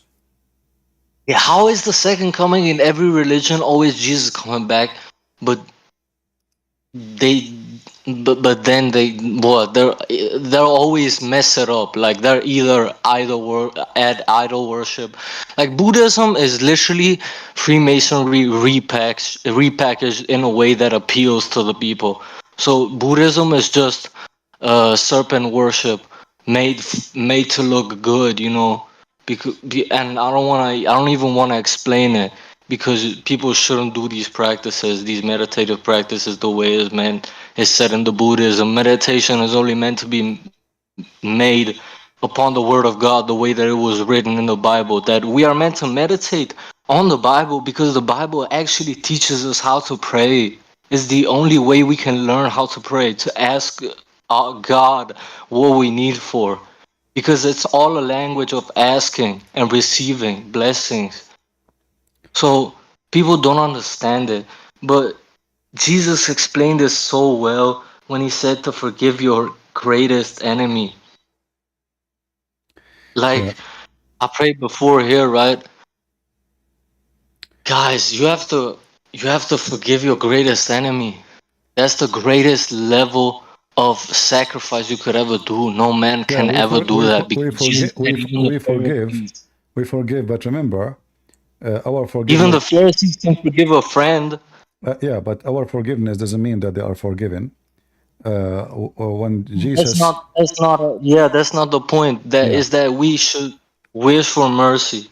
right, but Wish for mercy, so that we can receive the same mercy. right, you know, the act of forgiveness is an act of love, an act of wisdom, because it heal you first. You know, it heal you as a person who They suffer. always say it's only God who forgives, right? Yeah, when we forgive, it still does not mean that person is being forgiven for what he did against us. For still he will be judged by God, and then God, he decide if he No, deserves but to be you know forgiven or not. how they always say it's only God that forgives. So that means there is a high level of importance in the action of forgiving. Yeah, only Jesus he can forgive. He have the power over flesh. Yes. So what I'm saying, Yeah. that when you forgive, you are just giving, like you are in peace. You yourself, you are in peace with Just yourself. walking in Jesus' steps, basically. Yeah. You're walking the So perfect peace that the person who commit a crime, he will be judged for his crime, even if you forgive him, still he is not done. For the court is the real court, the court of Jesus.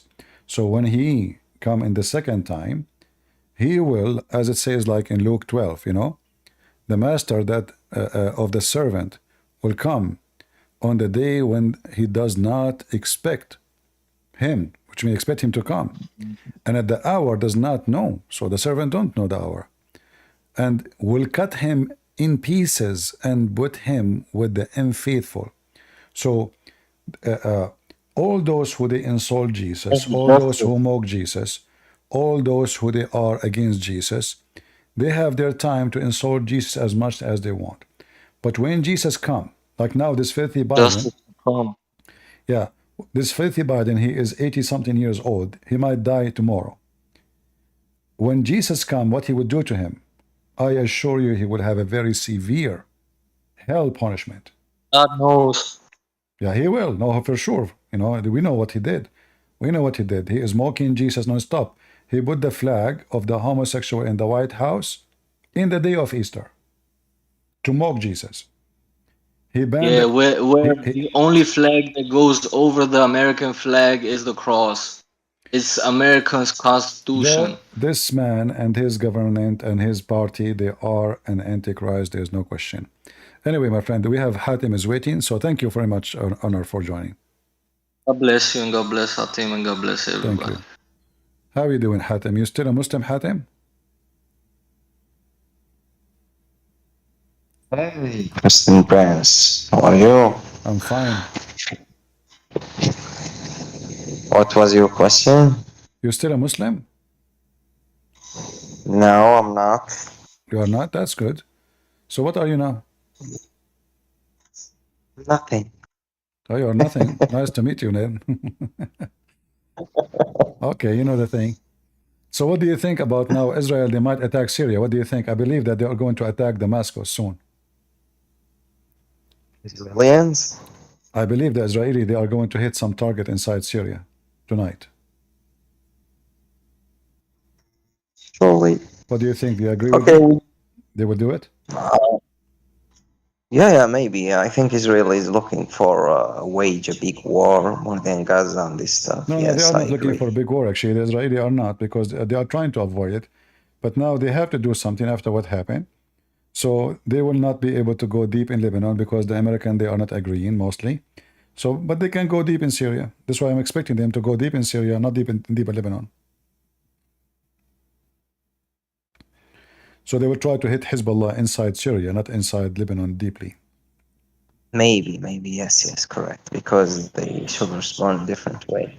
Yeah. Yeah, to avoid opening a big war, they always go inside Syria deep. So they mostly they will do attack some target in Lebanon, but not too much deep. But they will go deep in all the way to Damascus, I believe, or maybe Aleppo, or you know. But yes. For in your opinion, by your vision, what do you think Israel should do? Obviously, they are not going to do anything really, nothing serious, you know, because the government of Israel right now, they are just doing political game. You know, it's not really a serious. They're not trying to solve a problem. It's like somebody he go to work every morning, he don't know who's going to hire him. So they are dealing with issues day by day. They don't have obviously don't have a long-term plan, and they are very confused. And they are waiting maybe for Joe Biden to die and Trump maybe to come. But that will be many months if it happened. We don't know. So the Israeli for now, they are very confused. And I hope I'm wrong, but I'm expecting them not to do much. They will attack a few targets in Syria and a few targets in Lebanon. And then they made themselves that they did a good job. You know, just to make a big flame. Maybe they will hit some targets of a fuel or big fire, to make fire like that's the one they did in Yemen. It's a short time, but nothing serious. Even though they will try to make it as something big, but I believe it's not going to be big. But I hope I'm wrong. Because for me, I wish they will hit severely Hezbollah, but they are not going to do it. I know this Netanyahu is a potato. Yeah. All right. I'm not going to keep you longer, guys. We are here for many hours. You know, every Sunday we open our microphone to all of you to join us, especially Christians. And I hope you guys enjoy the way and the topic we mentioned.